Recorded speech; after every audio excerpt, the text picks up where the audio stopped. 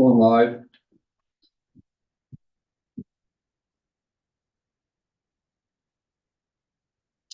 Call to order at 6 o'clock. Motion to adopt the agenda as presented. Roll. All in favor? Carried. Same deal, Ange, if you say anything, I'll take it as opposed, so.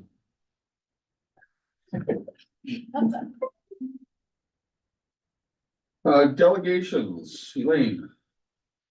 Yeah. Sorry, this might be a struggle. My printer messed up at the end, but thank you for allowing me to speak. The following is my perspective only. These discussions are necessary, though. The public are presenting to councils all around Alberta, partly because the direct attack on our province has been unacceptable. So the UN 17 Sustainable Development Goals. These goals were accepted by all councils and municipalities across Canada. It's clear they were not written by the people or for the people. So how has Canada been doing?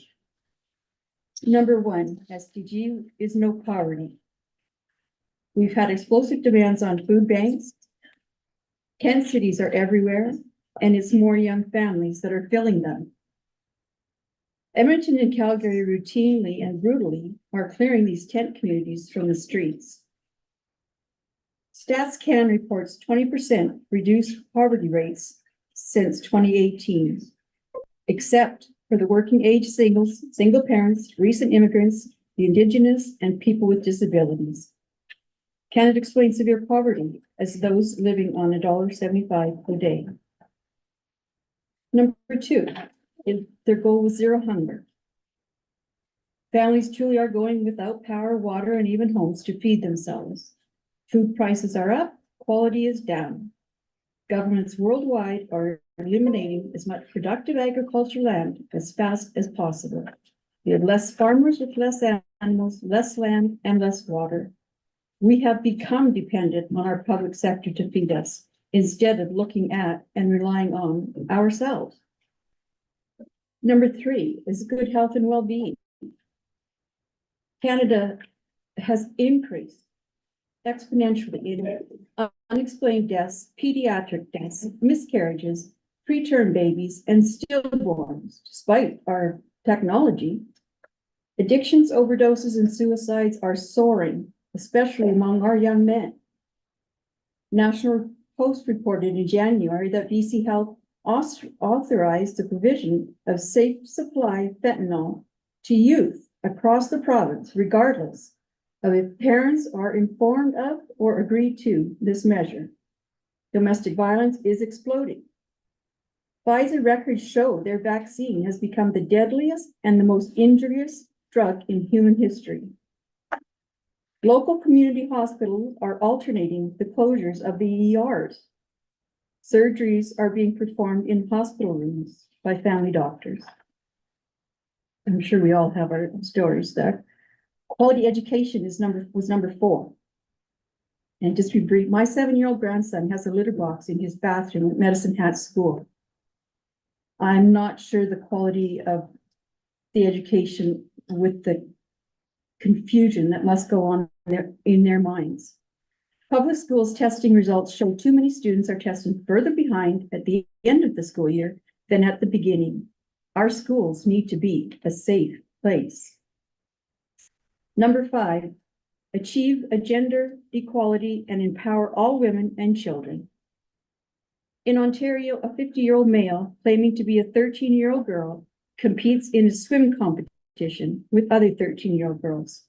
No, this is not a 13-year-old boy pretending to be a 13-year-old girl. It's an adult. In our gender-neutral world today, predators and pedophiles warrant more protection than our children. Violence against women isn't even front page news. Our governments do not want us knowing that domestic violence is growing. A young mother is killed in front of an elementary school in Edmonton, and we shake our heads and accept that another inquiry will make it all okay. Number 6, clean water and sanitation. This one kind of messed me. We have the technology capability, intelligence, experience to do this on our own. We've been doing it for years. Eastern cities, though, are still dumping raw sewage in our river systems. Number 7 is affordable and clean energy. Energy costs have increased 500%. New wind and solar projects receive special permission to leave the destruction hidden below the surface past 2 or 3 meters, and it's massive. EV charging stations need the diesel-generated motors hidden from view to provide that clean energy.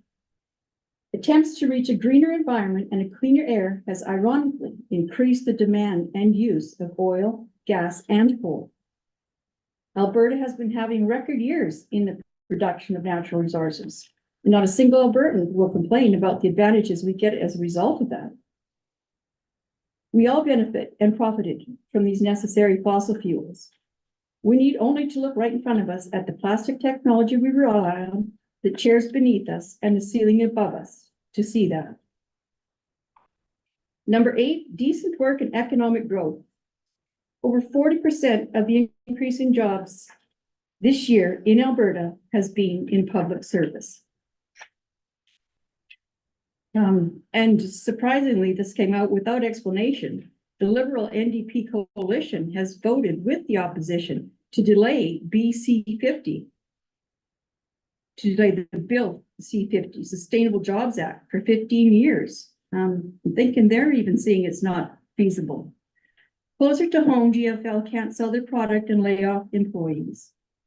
Beginning this spring, Westmet hopes to employ only 6 full-time workers and hire seasonal staff from March through October because humulate cannot be processed in the cold.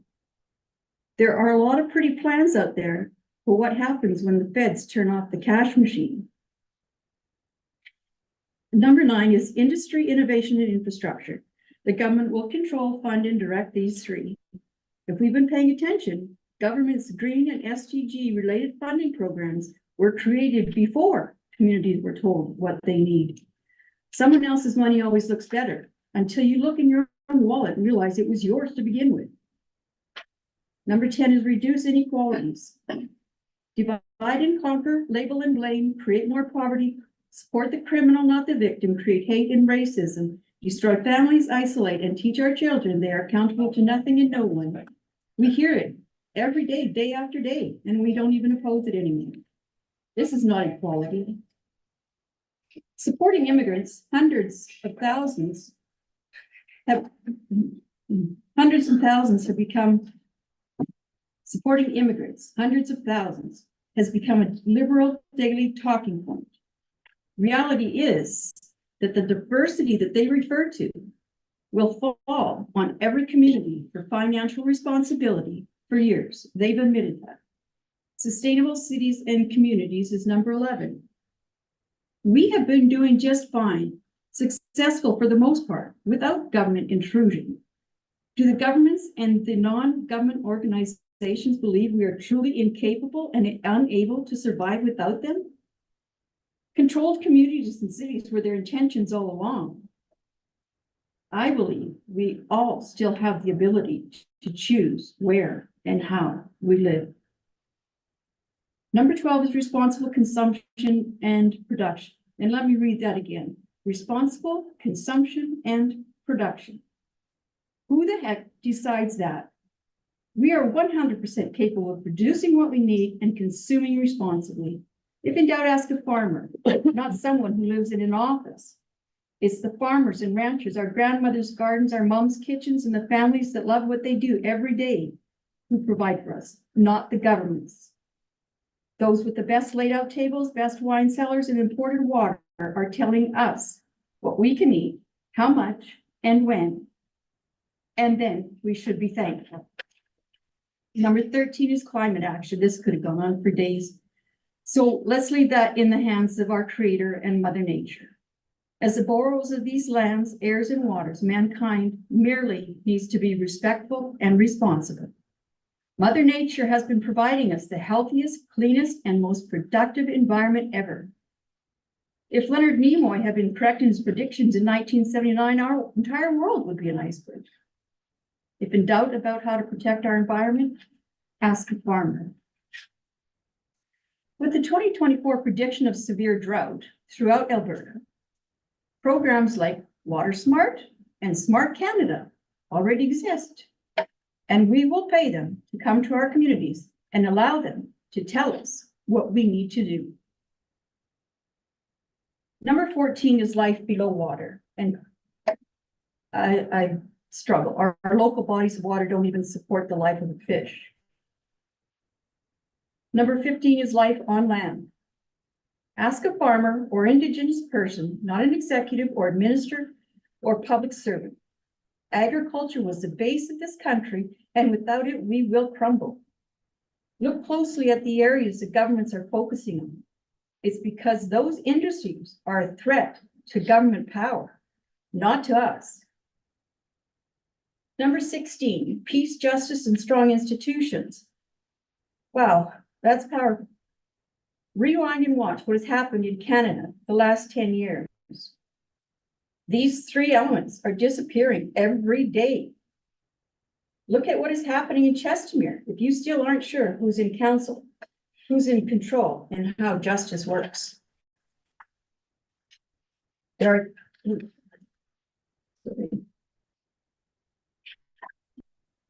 public and private partnerships. Number 17, there are thousands of successful partnerships. Partnerships involving any public office need to be presented, discussed, and voted on by our elected officials. In closing, new SDGs are created by leaders, countries like ours every day. The three goals you will never see are freedom, independence, and accountability. The answers to why can be found if we merely follow the money. Thanks.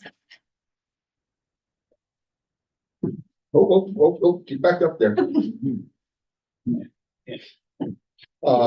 I see you made mention of West Met at 6 employees. Can you clarify that for me? That's from Randy being working out there. The West Met, they said human cannot be processed in the coal. It can be packaged. What's already been processed can be packaged and hauled away. But that's the goal. And if you'll see in the local latest newspapers, they're already advertising for seasonal workers. Like, we've never had seasonal workers other than schools, students out at the mine site.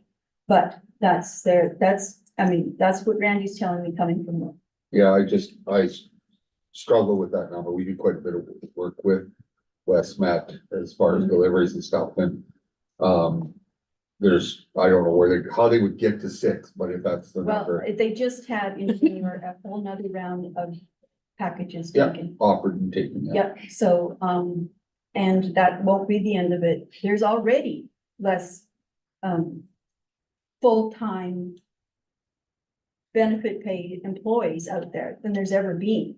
Yeah. And mostly they were kept for reclamation only. And if you were to ask most of them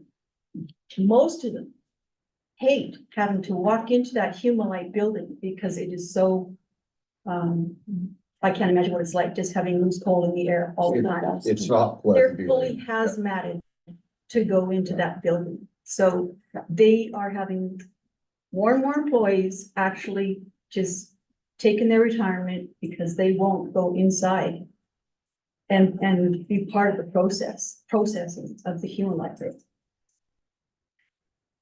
Yeah, no, I was curious as to how you got to that number of 6, so. Yeah, so like I said, that's just coming from Randy and what they hope. Starting in March, they will be hiring seasonal employees. Yeah, I know they've had a bunch of interviews and I realize that they are temporary and seasonal or whatever the terminology is. They will still get union benefits and everything, all these seasonal workers, so.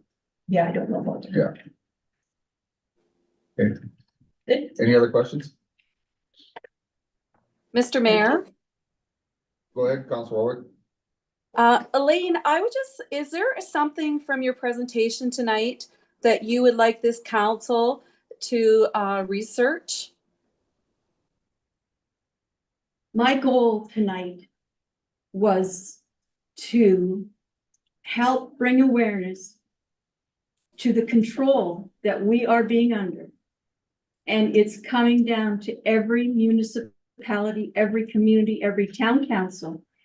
And with it comes the money. We see the money. And it's good money. I understand it, and we need part of it. But when we have to be told what to do with it before we are approved for it, that is not in the people's best interest. That's not for anybody's best interest. If we can't say, this is what we need in our community, can we have funding to help us through it? Then that's not our money. It's not, they're telling us, and they've been telling us all along. Every grant was created, create infrastructure, create agriculture awareness, create education. It was all came before we even knew we were going to need it. So my goal was just to remind everybody, we have been doing really good for centuries.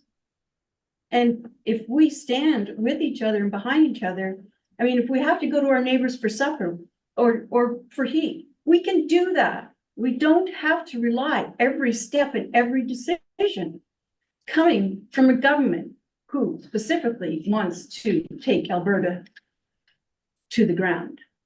So that's my goal, Angie. That was my. So if there's things you want to research, I don't know. Just look up the 17 SDG goals and read them for yourself. Each one has about 17 talking points, and they talk about how they measure them, and the majority of them on the Canadian website are failing. They're giving themselves a failing grade on most of this.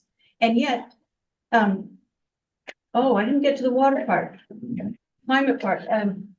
So we have this huge drought predicted for 2024. Incidentally, we have programs already called Water Smart and Smart Canada.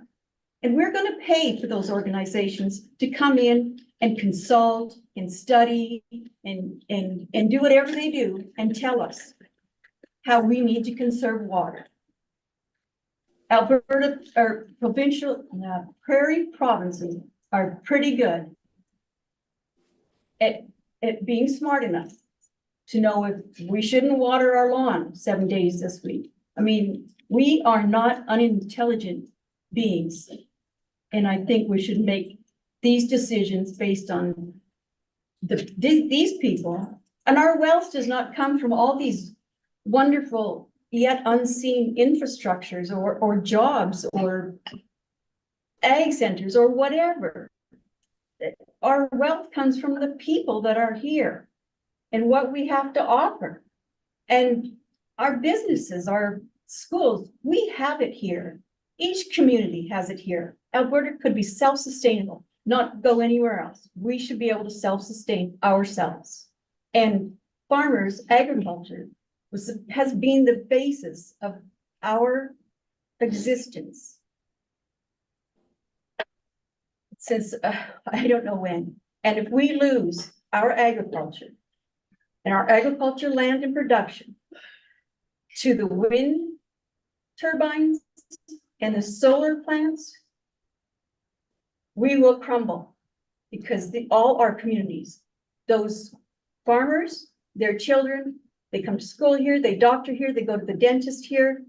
If we take away their land, if we allow their land to be taken away, if we support their land being taken away, they already is less farmers, less cows, less water, less land.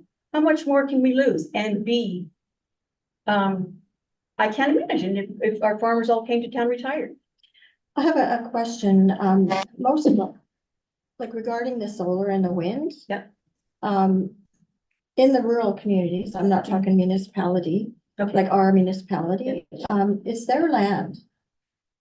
And how can we dictate them? It's up to them to decide whether or not they want to do that versus farm. And I think most of our farmers are amazing land stewards. They know, and maybe there are a few that see that they just can't do it anymore, and they would rather get any revenue that is being preached at them or I whatever. totally get that. I And get so that. it's not up to us. I think there should be some sort of law to protect the agriculture land I agree. so that it doesn't get consumed just for that very reason. But we don't have companies coming in that, we could just ask people for conservation, like planning ahead and conserve water. Don't do it, but to Yes. have a company, I don't think we've ever talked about having a company come in and But- tell us what to. And that's what I'm Like, trying to there's say. certain things that we're not. They've already created these organizations years ago, long Oh, before we yeah, ever for knew sure. we needed And them. because there's other areas that are trying to improve and make things a lot more efficient and such. And as There's, far I as, apply for grants all over the place. yes, And it is based on what we need, Those what we grants are looking are our for and wallets, everything. and we don't have increases. How many? Oh, I realize that. Have had- It so- is based on money, but it's not, it's based on what is, what your need is. If a grant has something that you, your money or their money has to go to fund a certain project that you're not even involved in, you wouldn't apply for it. You go to find ones that are like Heritage, for example. That's what they support. I'm not saying they're all bad, but just for one example, did the town of Hanna decided they needed new LED lights in every public building in this town? Or did the government come and say, But we'll LED give you lights 50, are they more are, efficient than. no, they're than the not, and others. they're dangerous. And if you honestly believe the government is doing this for our benefit, maybe you need to research LEDs and 5G because it's real. Well, I think there's a lot of ways that we're trying to conserve power and energy and that sort of thing by upgrading to the latest technology. We've had So- light bulbs out there the last decades. Yeah, no I kidding. replace them as we need them. I get Just that. Hold up for a second. Anyways, Do we need to have a motion for an extension? Because we're over 15 minutes. I just have one more thing to suggest to answer when you say there's nothing we can do to support agriculture. We can buy their meat, their eggs, their I milk. didn't say that. Well, I never said that. to stop the wind and solar, to stop I understand the farmers need the money. Unfortunately, And they're it's their learning, choice, where they put it. and unfortunately, they're And what I learning. said is Their trying land to is not protect our resaleable. agriculture land. I totally understand what you're saying. I'm just saying.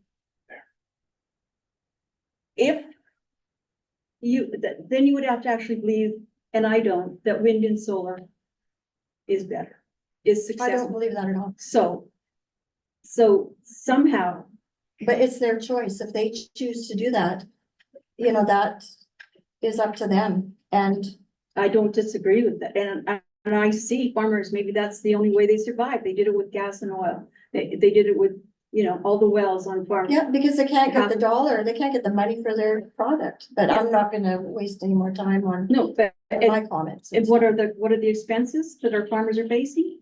Taxes. Well, fuel and everything else, everything is increased and. Where's the I taxes have go? an agriculture background, To so the I am fund. aware of what Right? the. It's just a vicious expenses circle, are. I guess, was all, but, Anyways, yeah, thank you. thank you. Thanks, Elaine. Quick motion from council to, thank you, Elaine, for a presentation on the Canada's Sustainable Development Goals.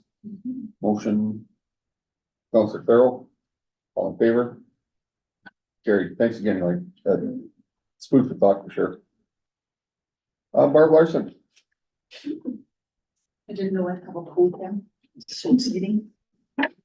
This is probably very futile, but I have to try, so here I am. I'm just gonna recap. Because this is public and so that the public can hear what's happened so far, because lots of them haven't. So on August 15th, Kim showed up at my business, Shortgrass Cannabis, and he handed me an information package. And he said to me, to my face, there's going to be a 3-day interruption of service, and then he left. And that's fine, but that's not true. And I didn't, when I read that information package, I'm like, well, no, this is going to be more than 3 days, so it's going to massively impact my business. So that made me angry because I hate being fed misinformation. And I feel very strongly that that's what happened. I talked to my neighbor, several of my neighbors, business neighbors, who were told exactly the same thing. 3 days. So when I said, well, have you read it? None of them had. So I said, read your information package and you deduce what you may from it. Then I went the next block. And 2 days, I wanted to, because I was mad that a decision was made on behalf of my business that was going to directly impact it, and I didn't really have any say in the matter. So, but at any rate, mostly I was mad that I was told it would be a 3-day disruption of service.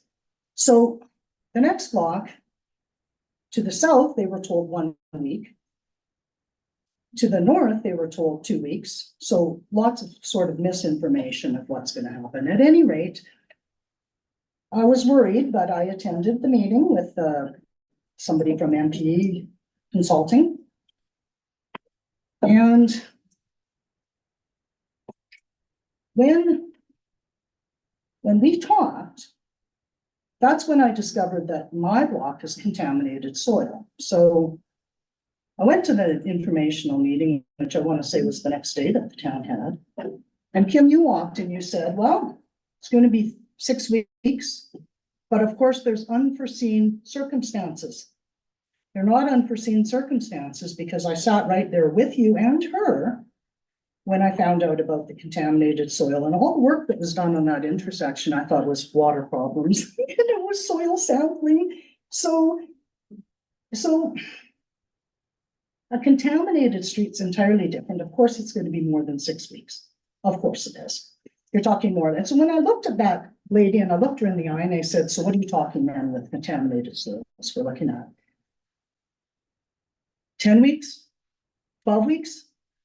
No response. Just stared right back at me because of course, so Coronation last summer, it was 3 months because of contaminated soil, because that soil gets removed, hauled out, and then it has to be lined. What's a joke is that Kitty Corner is probably the source of the contamination, but you know, surrounding everything except just my block, that's all contaminated soil as well. It's not going to be disturbed, just the block that I'm on. Now, I understand that there's a grant available to do this, which is why you're going for it.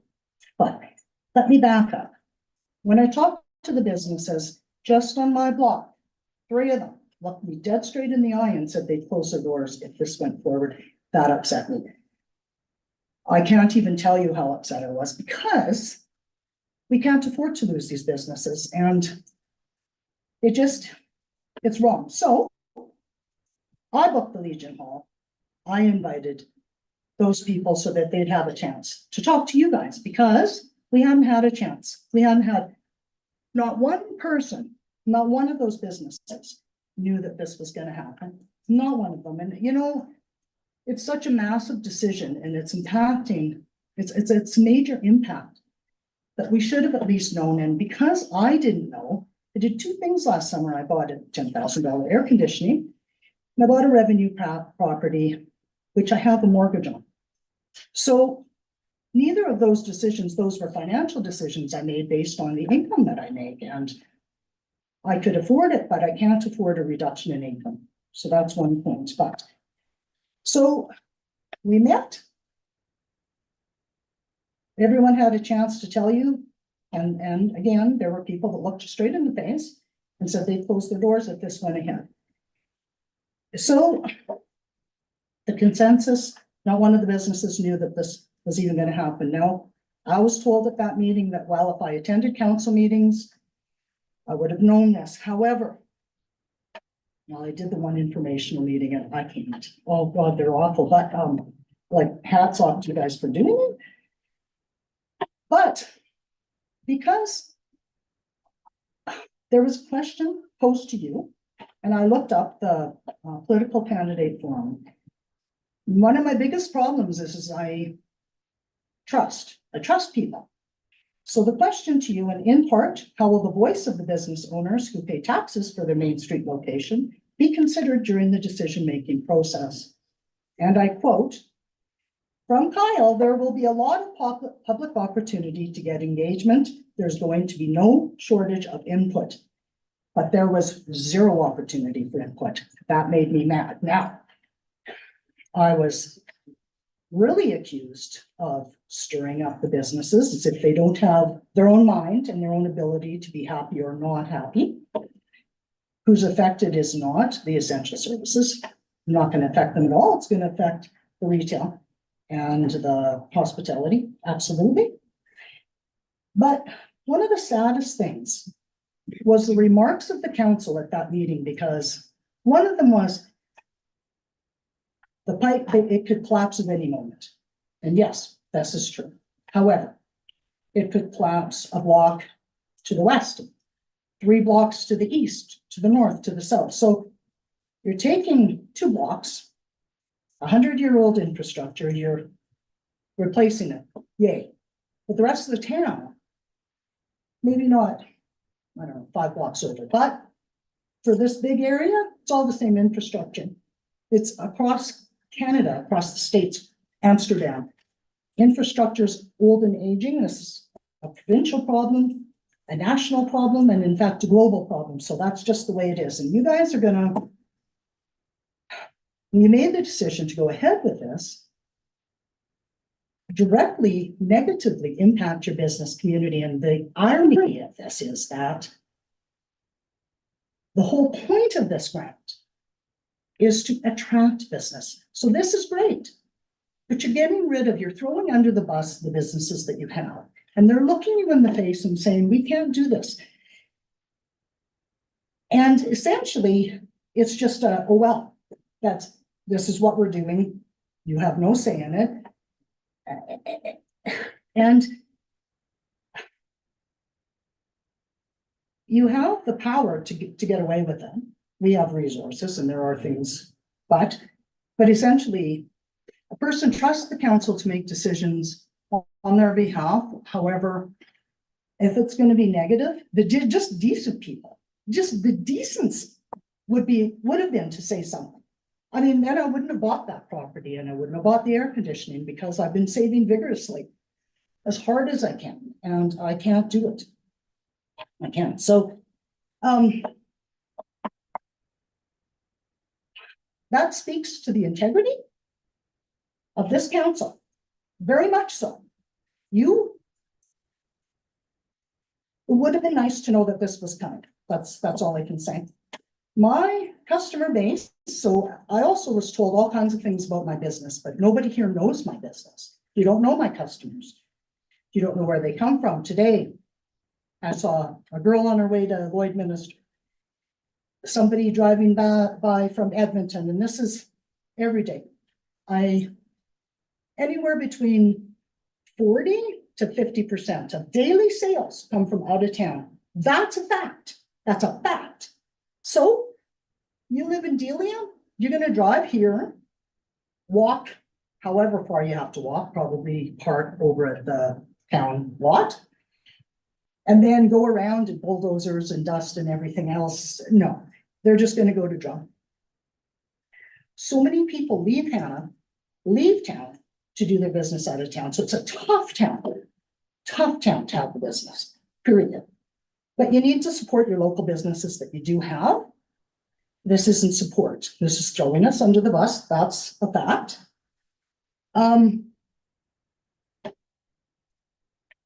But personally, I will, and again, don't dismiss my concerns, which is what you've done to date, and certainly at the last meeting, because I know my customer base. So I cannot afford to make my payments. And if I have a reduction in income, I need my income.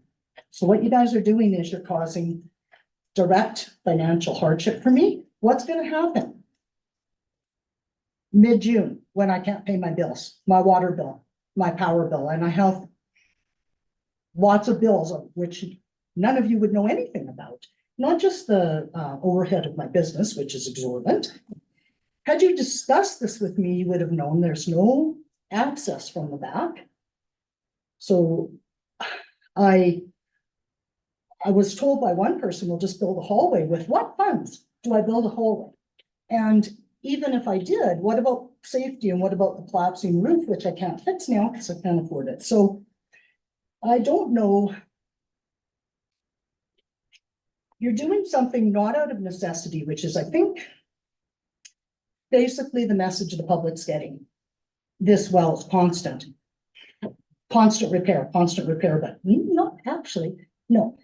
And if you have 1.5 million, you can do the lights, you can do the beautiful furniture, and you can do the sidewalks, but why are you fixing 2 blocks of an infrastructure when the whole block to the north could collapse? So you can't use that reasoning. It makes no sense. So there's that. At that meeting, what you had was the businesses say to you, we know based on past year's revenue, what we make in a summer, for the business during whatever months. And they asked for, would you consider compensation? That's how we can stay afloat. If we can prove to you that based on the last 5 years of income, this is what we made, are you going to make up the difference? And Sandra, twice, the second time you got mad at me and did that you had it, you were going to talk to council, but since that meeting, Can you please clarify which one, because there's 2 Sandras here? I this would appre- Sandra, sorry. If you could do last names, Yeah. that'd be great, thank Yeah. you. Sandra Bowden, you were gonna take that up with council. I don't know if it ever happened because I was gonna take what up? what you said in your little notes that you had written down, that you were gonna discuss the proposition by those businesses asking if the town would be willing to compensate what they normally make, and they're gonna lose. I think, But- I think it had been, and I think we wanted to see if how can we do it when we don't have the facts? It's just nobody said anything. So you said that, you said you were gonna take it to council, but then, now this was August, September. Well, I didn't October, realize I was December, to come January. back 5 and months later. report to you about it. What's that? I didn't realize I was to come back and report to you. I think we wanted to see whether or not there was going to be any actual facts on it. Well, you didn't You know, you're clarify making that. all sorts of accusations, which I'm very offended about. Sandra, Um, now there's a ton of people that were at that meeting. And you Yes, said you would take it to council. Has it come to council? I think we had at one point had discussed. I'd love whether to or hear the not- results of that, because I'm impacted. You're not, you're not digging into. Well, your how are we pocket. gonna determine any sort of settlement when we have no idea No, what any shortage would be if it actually goes through? We don't Right. even know if the loan is, or if the grant has been approved to even proceed. So you were gonna take it to council to see if that would be something you guys would consider. For the future. Not that we're gonna give 5,000 to this business and 10 to that and let's vote on it. No, we're gonna take it and discuss that concept. So all I wanna know is, was it discussed?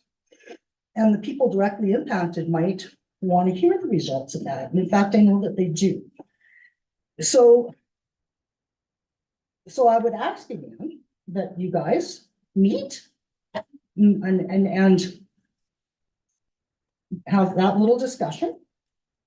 What it might look like from your points. And Sandra, I know that you brought it up with council. I Yeah. know that you brought it up, that people are gonna. To say that we're not gonna be affected to the negative is just ludicrous. Of course. we are. Well, And- who's saying, nobody's saying that. We're just saying, how do you determine how can't. much?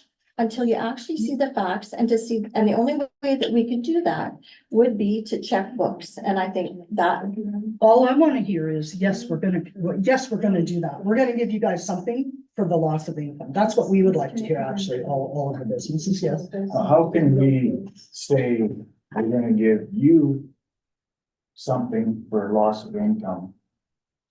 If a business 10 blocks away suffers some kind of a consequences, maybe whatever, they don't have the income. So what are they gonna say? Oh, well, you want, if you're giving it to Barb, you better give it to me. I There's don't no think, guarantee in a business. again,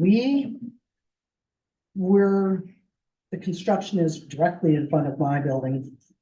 let's face it, for not just weeks. For but more two like blocks, not just your building. months. Well, no, I'm talking my block because it's directly affecting me Right. with contaminated soil, so Yeah, and it goes into the next block as well, it's contaminated. not much, because I was at the meeting and so there's a little bit, but We nothing. never know until it's opened up. The only clarification is exactly what Councillor Bowen says, until you rip it open, you don't know how much contamination you have. We have done some soil samples. We know that in certain soil samples, there was contamination. That doesn't mean it's throughout. It could be throughout, but it may be a quarter of the road, maybe 1/10 of the road, and that's the unknown fact when you start to rip up the street, is then you will find out the true amount of contamination. Sure, but we do know that my block for sure is contaminated, and you're saying. a little bit- Portions are, yeah, So. not it's- necessarily the whole block, So but let's take portions are. that 6 week and add, either way, let's say it's only 10%, still adds the time, because it's gotta be long, right? So it's not gonna be 6 weeks, period. That's not even up for debate. That's fact. That's fact. That's if the crew's always there, and if it doesn't rain, which it's probably not going to, which brings up the point of doing this to the businesses when we just survived COVID, which was difficult. Now we're going into recession, and absolutely Alberta is declaring a state of emergency. We have fires burning, so I just wanted to see, had that been discussed, but I was told would be discussed. I wondered why nobody's bothered again, there's no communication, zero. Yet we're the ones being affected, really affected. I brought up noise pollution to her, to the representative of the company, and I said, what, because I'm hearing impaired. So when Elaine was up here, I couldn't hear what she said until you raised your voice a little bit, and then I did, but in my business, if there's a truck outside and it's a diesel, I can't hear. If two people are talking, I can't hear. And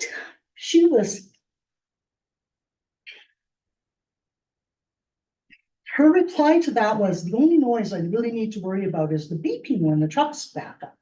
Because apparently I'm that stupid that I wouldn't know that a backhoe makes a lot of noise, would be, I'm sure, quite a bit more than diesel.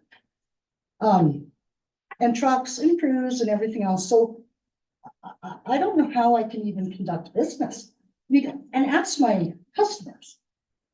I'm hearing impaired. I have to constantly ask them to repeat themselves. So this is my last ditch effort to say, please don't go ahead with this. Take that 1.5 million you have in your pocketbooks, make it beautiful. Don't disturb the infrastructure, because next year you might have to do it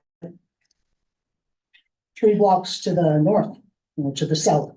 So that the whole purpose to attract business, but you're gonna shut down business by doing it.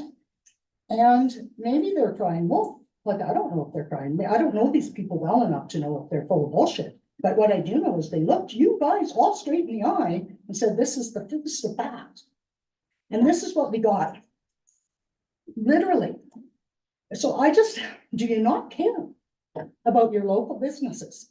Of And course we Fred, you care. made Of course we care. Fred, you made the comment that you've seen more businesses close down than the rest of us had. And that's Hanna. And I love this town. I've been here for over 30 years, I lived here for 66 years. right? And so of course you've seen way more close, but this is the thing, this is the trend. We open a business, we close a business. It's a top 10.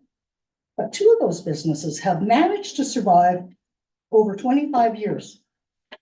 How deplorable that they'll be closed down because this council has made this decision on their behalf. So what you're doing is causing direct harm intentionally. And for that, it's disgusting. But the worst thing is the lack of transparency with the community. Half of them don't even know this has happened. None of them know that some of these businesses will close their door. And some of those businesses are scared to say anything because of who's friends with who, and they can't afford to lose business. So I don't care. I mean, I care, but if I've upset. Oh, well, I haven't slept a full night since this happened, since August. I'm worried, but more than anything, what am I gonna do when I can't pay my bills? You guys gonna step forward then? You're gonna pay my bills for me, fix my truck, change the oil, pay my insurance? So, that's all I had to say. What I'm hoping, Bars, I hope you don't sound too open for discussion. I hope you become a little more open if we move forward with proposals. And we can do what we said from day one. It's not going to be great. We're hoping to make it a minimal pain in the ass, ideally, is the best we can hope for. But And I we heard said that too. But I heard it after the decision was made, so we were no part of the decision making, and you said yourself that there would be lots of ample opportunity for input, And and so what I'm hoping, if I can continue on, is when we get these proposals, that we can, you say 6 weeks of close down. You know, that's gonna be the road, there will still be sidewalk access while this is happening.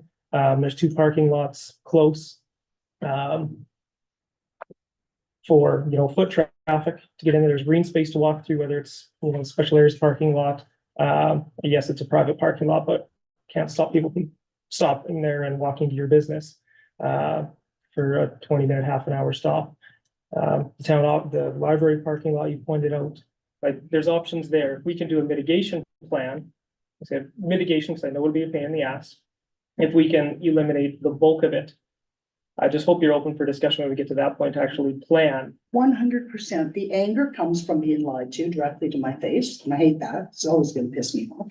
And also from the fact that it's harming, it's intentional harm, and I guess you didn't set out to close down these businesses, but it could be the result. We should have maybe, had you talked to me, you would have known I have no bad LAX access. I don't feel safe getting a $10,000 or $15,000 shipment of drugs and walking them, and I do it so early in the morning because I don't want to disrupt traffic, and out of, you know, consideration for my neighbors and. And that's the kind of stuff, and I hope, I mean, we had the same discussion earlier, and I know you haven't shared that with anybody, that we wanted to solve these problems and we would like a list of problems. And we'd love to help you with that, if that's a matter of, don't want to put on RCMP, but if there's bodies that you trust that, hell, I'd walk with you if you really want to carry us, if that's, but like things like that. If you can get a list of issues that we can try to mitigate for you, that's what we'd like to work towards. 100%. Because we hear from, well, since, yeah, campaign time, all through anything is the infrastructure costs. And people get tired of patchwork on Main Street. We get an opportunity to do brand new infrastructure. It seemed like a no-brainer. So I appreciate a different point of view. And I hope we can appreciate trying to work together to get something to appease what everybody wants, instead of spending money on this patchwork to do it again and having gravel patches and pavement patches to get new infrastructure that we know is going to be good for decades, while still helping you through it. But what you're doing is you're taking a massive area and you're correcting, like, so if you put it in red and green, you're gonna have a little green strip here and a little green strip here, and everything around it is red. And I'm just saying, let's not do it. Let's hope that the businesses that are existing can stay in business. And you can make it very beautiful with all your other proposed ideas. You have the funding to do it. Don't shut down businesses because you want to fix 2 blocks. But come on. So, but yes, of course, I'm open, because I know for a fact that no matter, I can flee, I can beg, it's still going ahead. It's not going to do any good. No, that it's futile. We don't know for sure if it's gonna go ahead. Yeah. Once we have, once we know whether or not the loan has been, or the grant has been approved, then it goes for tender. Say it comes back and the tender is far more than what we have in the bank. Are we gonna go ahead? I have no idea. Because we don't know what the costs are gonna be at that time. And maybe we only decide to do a portion of it. People are saying they want new sidewalks, they want new pavement down there.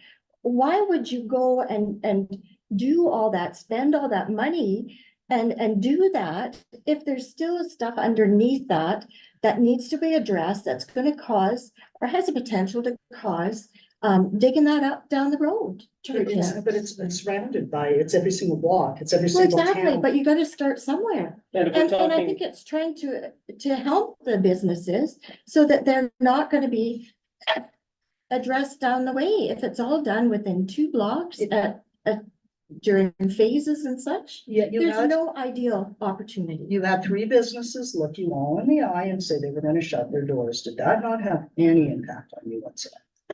Didn't it? Of course it did. Did it? Because we've not heard a word back. Now, and just to be fair, I have from you. I am a customer of yours. You said no one here supports your business. I'm a loyal customer. Even when you screamed for 3 hours, 3 hours. Yeah. I hugged you and I left and I still bought stuff. But I gave you 3 hours. I listened. I showed compassion. I came to the next council meeting. I addressed every single one of your issues Mhm. at the council meeting. And then I was even quoted in the newspaper. You didn't read the newspaper and you didn't watch the YouTube video. And you said, I don't have time for that. Do you know how insulted I was? Yeah, I didn't think I about did that as an 3 insult. hours of my life that I lost because I care very much about your business as well as the other businesses. But you didn't read the newspaper article because it was blah, blah, and you didn't watch the council meetings. So when you say you didn't even address it, we addressed it several times. You didn't. What are we supposed to do? Show up with a silver platter and say, "Milady"? No. Watch the videos. You would have found out that we discussed it many times and our concerns. However, you can't turn around and say, my business is going to fail. You can't, because you do not know that is a very grandiose thing to think when you're unsure. You've got a lot of professional people who are going to try and mitigate as many issues. It's not going to happen, period. So if the road collapses next week,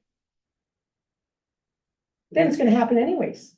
Someone's going to get hurt potentially. If we've got a few places in town that are a little dippy, we have to work on those too. But if we chose 3 blocks down the road, we'd have a different group of people screaming as well. So we picked this part.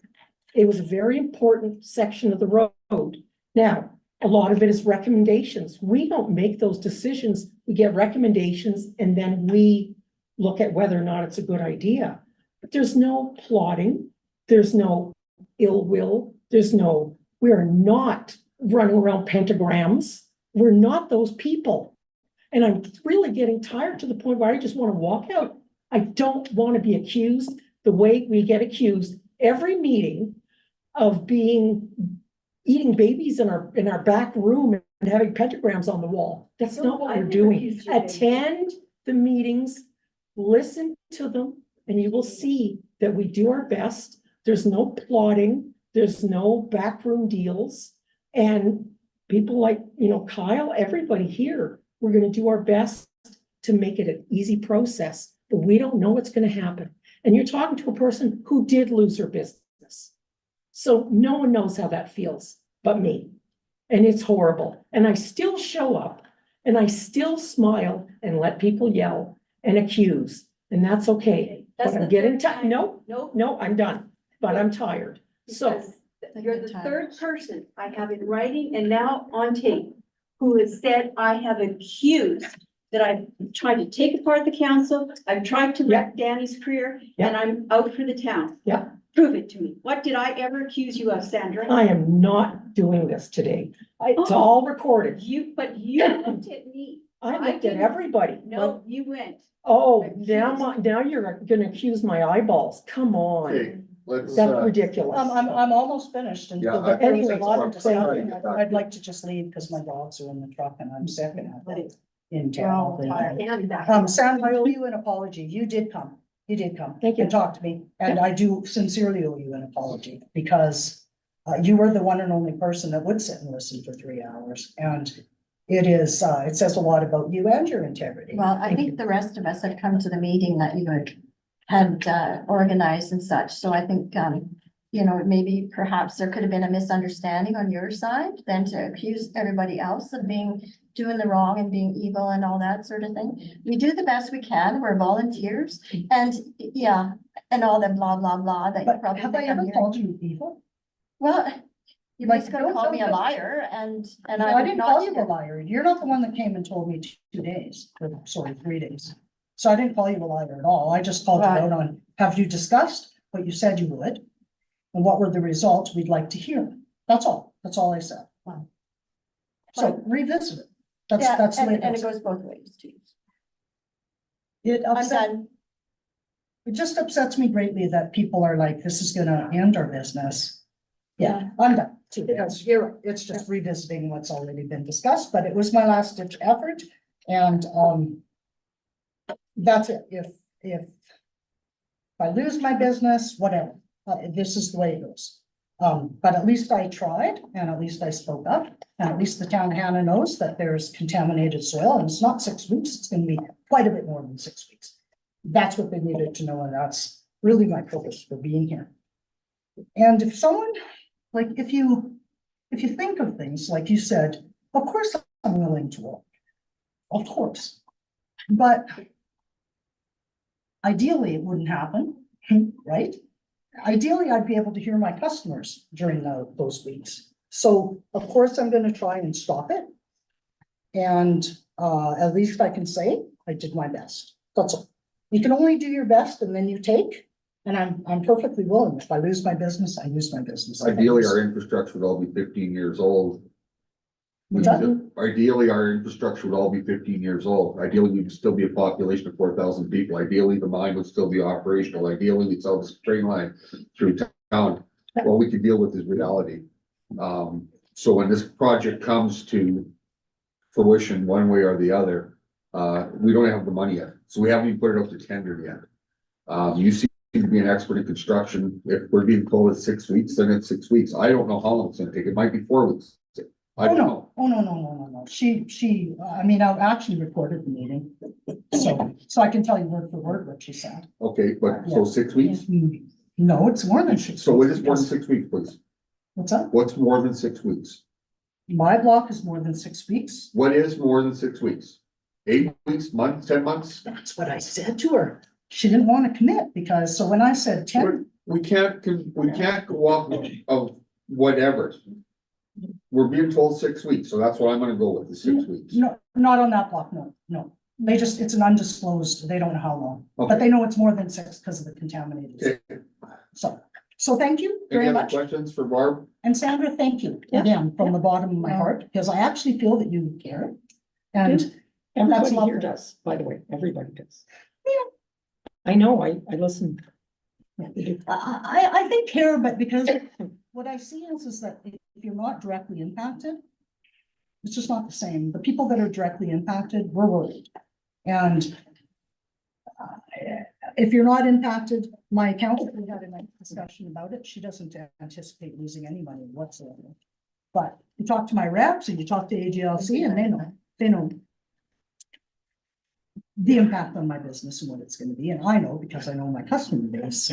So while you guys think it's speculation, it's not, but that's okay. We'll deal with that when the time comes. I just had to try and stop it. Now I've done everything I could, everything. And at least I can say I tried. So if I lose it, it was no fault of my own. Okay. Period. We get a motion to thank Barb for her presentation on the downtown redevelopment plan. Motion to Council Murphy, all in favor? Opposed? Carried. Thank you.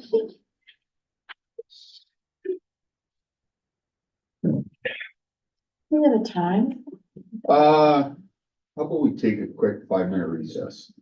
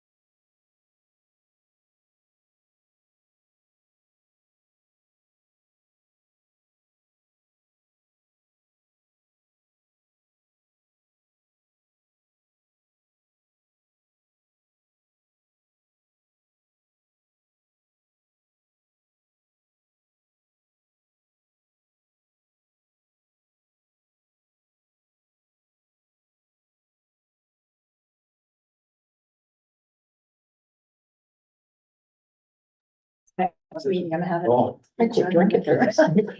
No, she's gonna come to the 28th. all right, call back to order. 74. Yeah. Phone presentations, Mr. Moore? Oh, come on. Anyone else? Seeing none? Adoption of the minutes? Counselor Thurl, all in favor? Carried. Information session. So that was both meetings. I've just written information. Oh, down. okay, sorry. Information session meetings, minutes. Motion, Counselor Bowden, all in favor? Carried. Accounts payables. Questions, concerns? Counselor Cole, that was a giggle or a yes? No, I read through them. Okay. Actually, an hour and a half this afternoon. Look at you. Oh, go ahead, Counselor. I got one there, I just need clarification what it's all about, it's the ULS maintenance landscaping. It said something about hold back on the seniors amenity zone for $46,000. So the project we did for the The pal. pathway along Hector or Palliser and across and in Hector King Hunter, that was the holdback on their Oh, okay, contract. So, yeah, no, I just wondered what it was, a big number. yeah. There was, sorry, Go ahead, Counselor. there was one of the benches on there that seemed to be out of balance. Was that for one of them, a holdback or? Well, it was the holdback, we generally on a large project like that, you Yeah, take a okay. 10% Yeah. holdback, so. But I was just wondering, there appears to be one of the benches last I'd seen and made notice that it was. Okay, I'm not aware of that. And maybe it's been repaired in the meantime, but I guess that was. I also just had a comment and I know everybody does their best to try and spread town money around. And, I was just wondering, I did just for this statement, a comparison between Hanna Fresh Market and Friesen Brothers. And the amount that the town had invested for the month of January was $175.91 for Fresh Market and $1,740 for Friesen Brothers. And I'm just wondering if competition is great to have I'm sorry, I'm just really flustered. It's awesome to have two grocery stores, and we need to support them both. Exactly, I'm just Yes. wondering if we can, just remind So- people to try and spread the money around. We certainly and do. such, The only yeah. comment that I'll make on that in regards to this pay period or this one was when we buy bottled water, we buy flat of it. I'm not Mhm. sure how many and they Things don't that bring have- those in. A pallet. A pallet, sorry, to give another right term. And Yeah. this, the other issue too was FCSS stuff. the gingerbread crafts Yeah. for Ski with Santa. So you add those two up and that's the majority of it, but. Yeah, and I guess it was just that it stood out so much more, this statement than it had in the past, and I just thought as a reminder and to thank you for sharing it with the other businesses and things. It's just, we do really need, competition and having the two restaurants, so. So Two Grocery stores. Yeah. Well, I just wanted to point out, just for more of an information thing for council, so you will see, one of the payments to the Hanna Historical Society.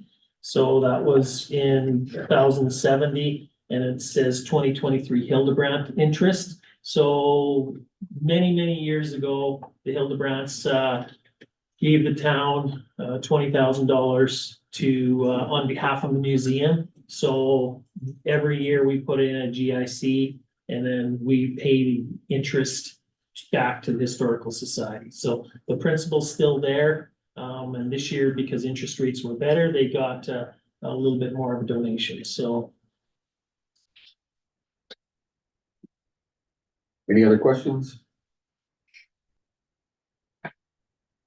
Hearing none, motion to accept the payable listing general account check number 4299 971-43007, and direct deposit 00272620027797 for information. Counselor Olson, all in favor? Carried.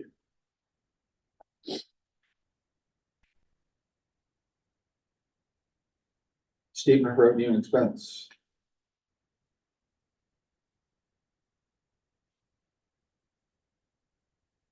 Questions, concerns?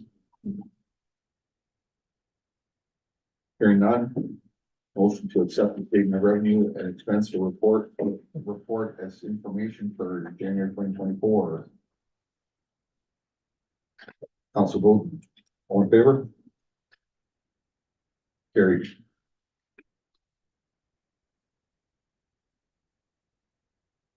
Budget overview.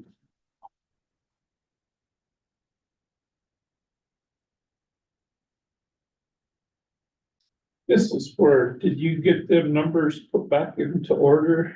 We're talking about a Yeah, community service Yeah. thing.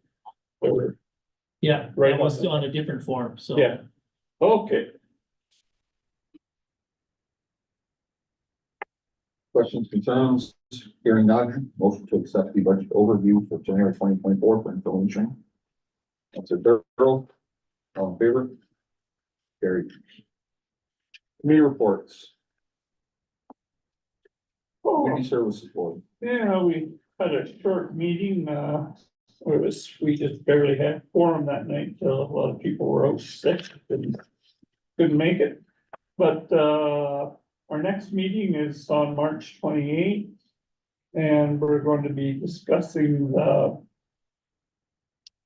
fees for all our buildings and sports facilities and everything, so that's going to be our big. That's the big one, Big one, so. That's it? Yeah. Okay. Councilor Olson, MPC. No, the only thing was just the development permit to have the day home officially rolling on Main Street there, which is good. Can we give a motion to accept the following committee reports for information? Community Service Board and NPC. You need two options. Motion. Do we need separate motions for that? Yes, please. Okay, sorry. Motion for community service, Councilor Thorold, all in favor? Motion for MPC, Councilor Olson. All in favor? Carried. Sorry, Councilor Murphy. That's all right. Senior administrator, no, I just that Councilor Olson, like, that's exactly where he's done. How flattering, thank you. Yeah. Mr. Nell. So, thank you, Mr. Mayor. Just quickly touch on, I know we talked about downtown redevelopment, tonight. Still waiting to hear on Grant. I talked to them the other day, saying that hopefully very soon. I'm saying if it's not soon, we're not gonna be able to do it this year because we want to do it in the construction season. So they know my frustration and, our frustration, so keep our fingers crossed. The other thing I wanted to touch base on is, I did get some information from MP on the water sewer servicing. So I am going to set up a meeting with Prairie Land just to talk about the concept, the ideas, the costs. Certainly, it's not cheap. And it's not cheap from the fact that the water, I think council's aware, the water is somewhere mid-block on the next block to the west is where it ends. And it is only 100 millimeter line to there. Certainly MPE, as part of the long range plan, would like to upgrade that line to a 300 mil. To eventually be able to tie in from the main that's coming from the water treatment plant, and then it can be looped and tied in to go to the north. So it's an upsizing. So we'll need to chat. That'll be part of the discussion with Prairie Land. Will just be how invested are they and how important is this to them and how they want to move forward. Once I've had some preliminary discussion with them, we'll be able to come back and talk to council about some options. Certainly, I think there will be some expectation of cost sharing on the upgrade of the water main. But again, that'll be a decision of council, as to whether they want to and to what amount. Where's the nearest 300 to feed that line from? My understanding, and Brent can correct me if I'm wrong, it comes up from the water treatment plant by Center Street. But there should be one by that. What's that hydrant? Cross on the CN. Yeah, that's the, it runs up the alleyway actually past the Seymour. That's the nearest. 300. or 300. 300. 300, sorry. So it's, yeah, so it would It's not a be, long ways then. so No. there is an option to, and I guess the recommended option if we move forward on the project would to go to 300 back to that point. Yeah, that's what I So was wondering. closer to Yeah, Center Street. yeah, that's It's what I was not, wondering. it's not actually to Center Street, it's still a little bit east of Center Street. But that's where it comes up from the plant. That's where that easement on the Seymour land was, correct? That's correct, yeah. So, Yeah, I was in my mind going, why would we have 100 for a block and a half or 2 blocks and then step it up to 300? So I mean, we Yeah. can do it all yeah, developments. yeah. So just working through that. The other thing I wanted to. oh, Sorry, would that be considered shared costs, for that extra distance or not? Well, that's my hope. That's my hope, Counselor Bowden, is that we can come to some sort of cost share on this project. For the upgrade portion and then they would. The council, the school board doesn't need a 300 mil, but knowing that that's proper planning and we're going to look at upgrading if they want water to that site, I'm hoping they'll be cooperative and see the point there, so. Thank you. But again, it might be a project, when we do it, they might go, we do want water there, but Not that bad. not that bad, so. Because we don't know what the costs are. Well, we know we have an approximate cost, and if you're going to upgrade to 300, it's going to be between 800,000 and 900,000. Not bad, you say it quick. So it's not inexpensive, so we know, talking our infrastructure downtown, so. That's something that they should have been aware of also, I mean, when they purchased. Well, I'm sure they purchased the property and they knew that it wasn't serviced. They're just, I think, would like it to be, but as I said before, how much they would like it to be and to what amount of money that's worth for them to have water there, will be a decision they'll have to make. Yeah. The other thing I just wanted to point out, here, I do have it in my report, so I did receive the solar power plant petition on Wednesday of last week. According to the MGA, I have 45 days to determine whether it's valid or not valid. Upon first glance and review, I'm quite confident it's valid. I don't see anything out of the ordinary. I think the group that put it together did a good job in terms of crossing all the Ts and dotting the Is in terms of how they've got their names and collected their names. I do have a meeting next week with our solicitor to review the petition and review how it fits into the MGA, because there are some regulations in the MGA that I want to confirm with the solicitor that petitions are not valid to oppose a bylaw that is a planning document bylaw. So once I have some clarification from him, my plan is to come back to the next council meeting with options.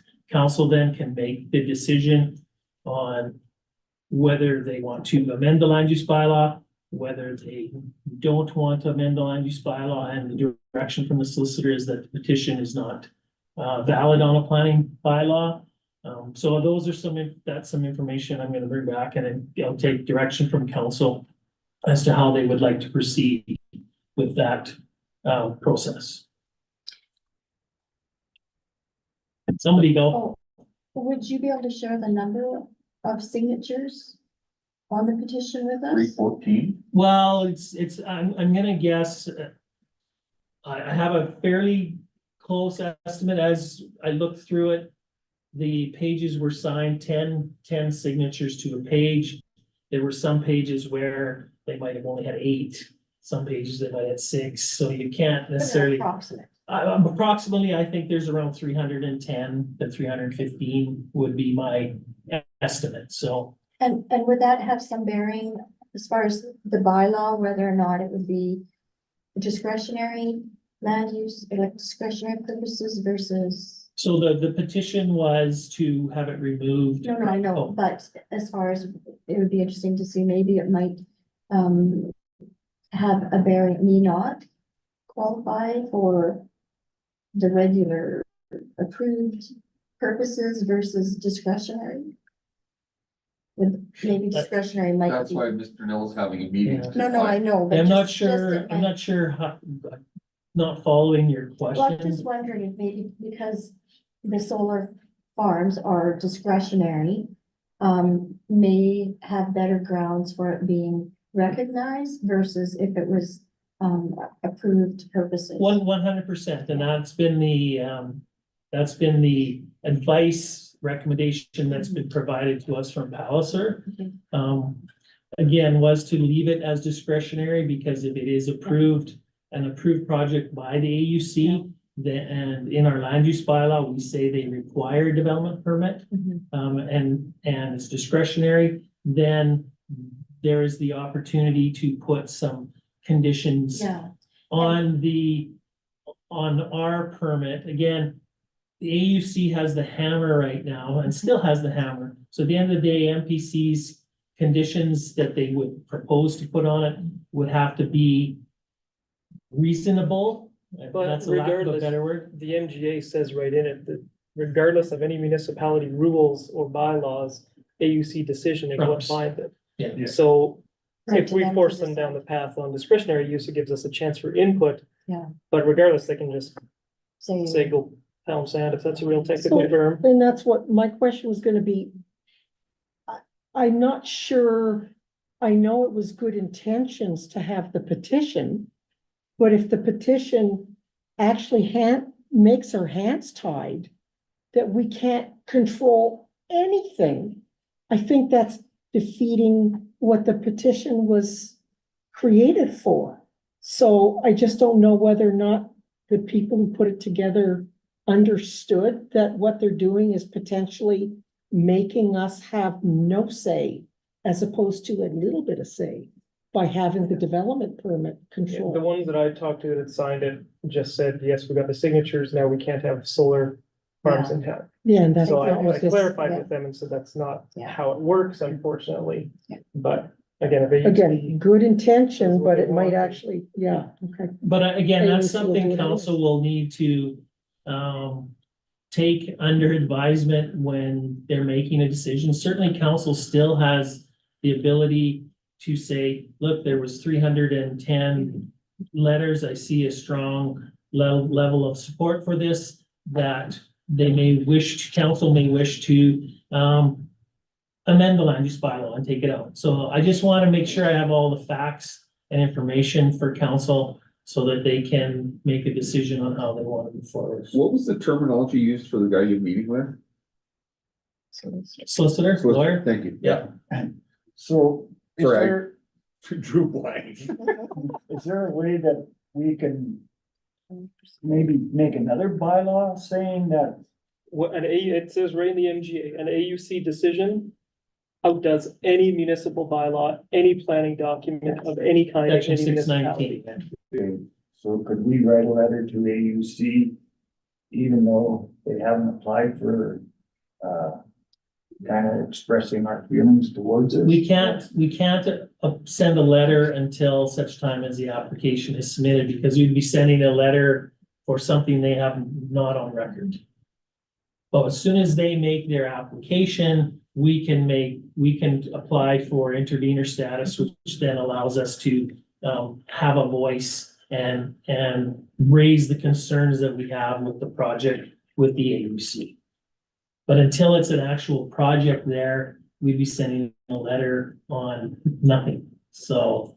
And the last indication I had from Pace was that they are now looking, have moved their application submittal back to mid-March.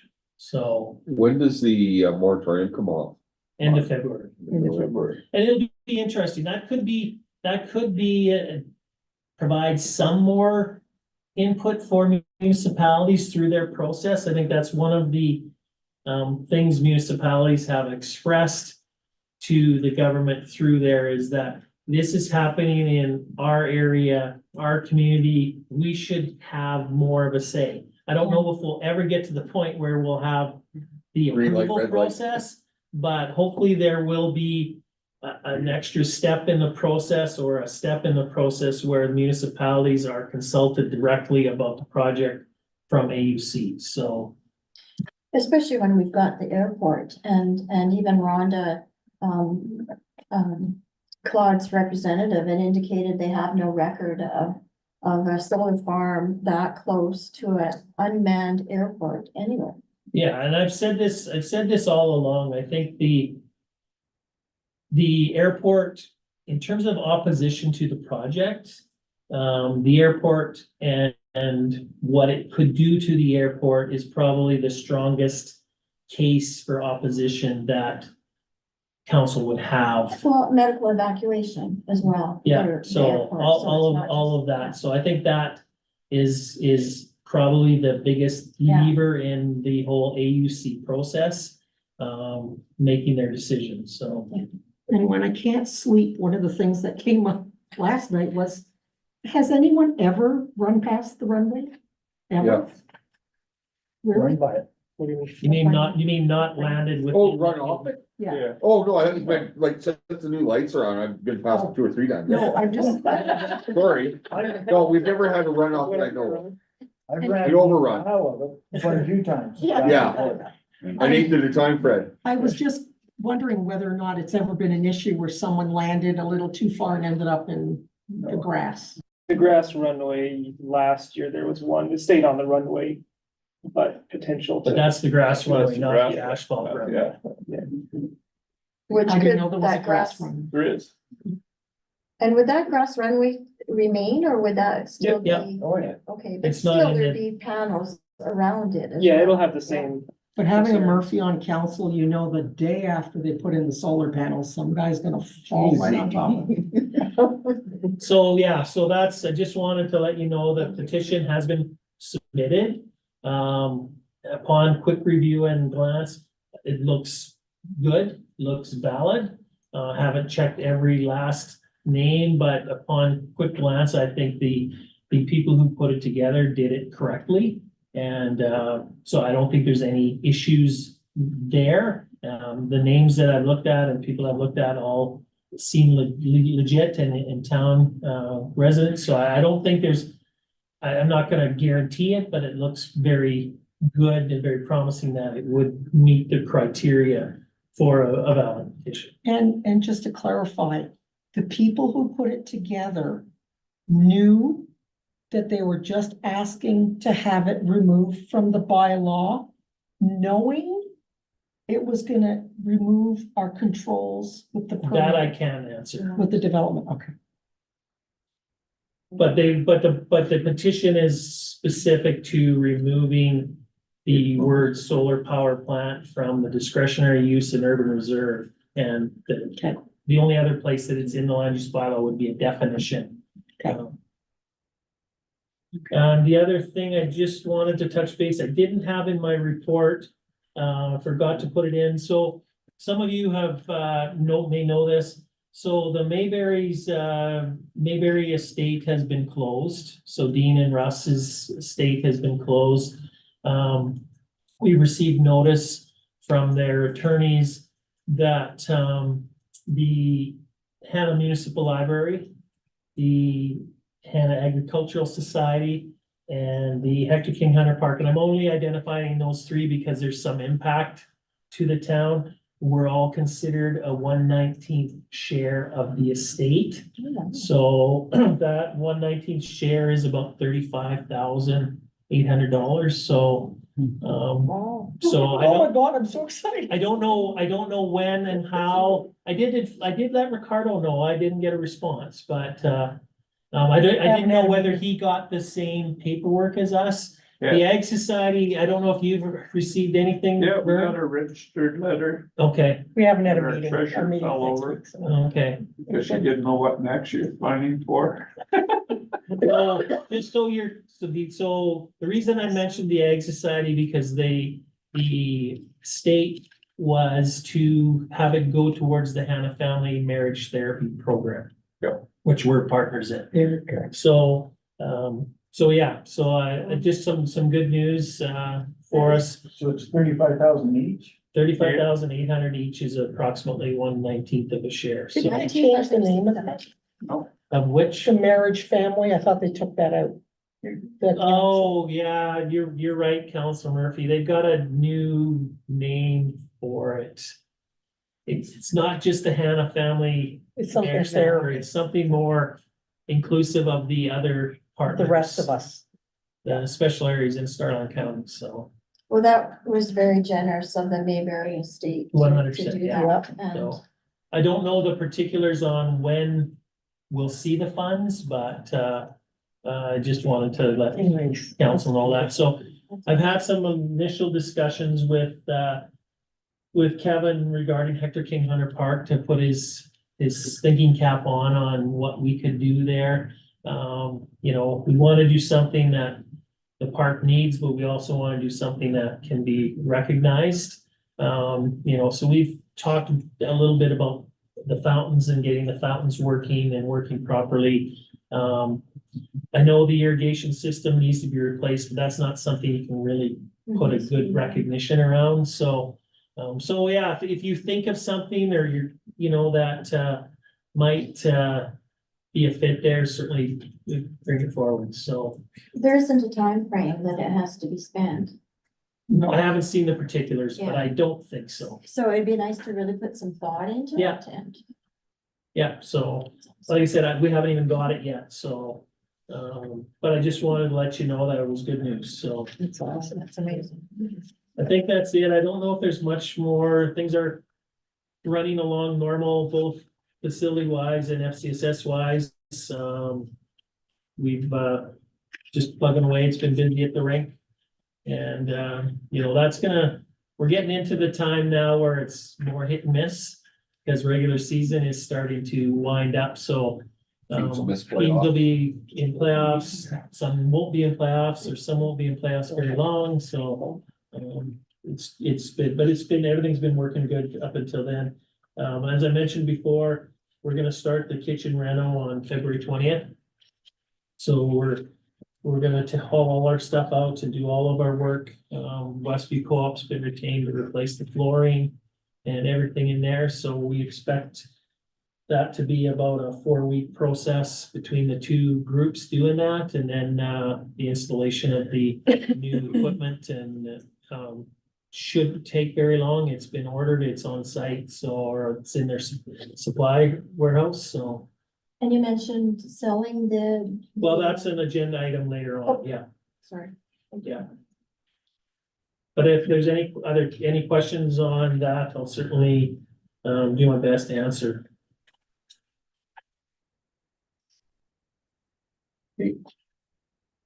Michelle's report? No, Sorry, Kevin's yeah, report. same. I went through them all. Yeah. All the pretty pictures. Brent? Thanks, Mr. Mayor. Just on the part about not doing a complete town snow removal.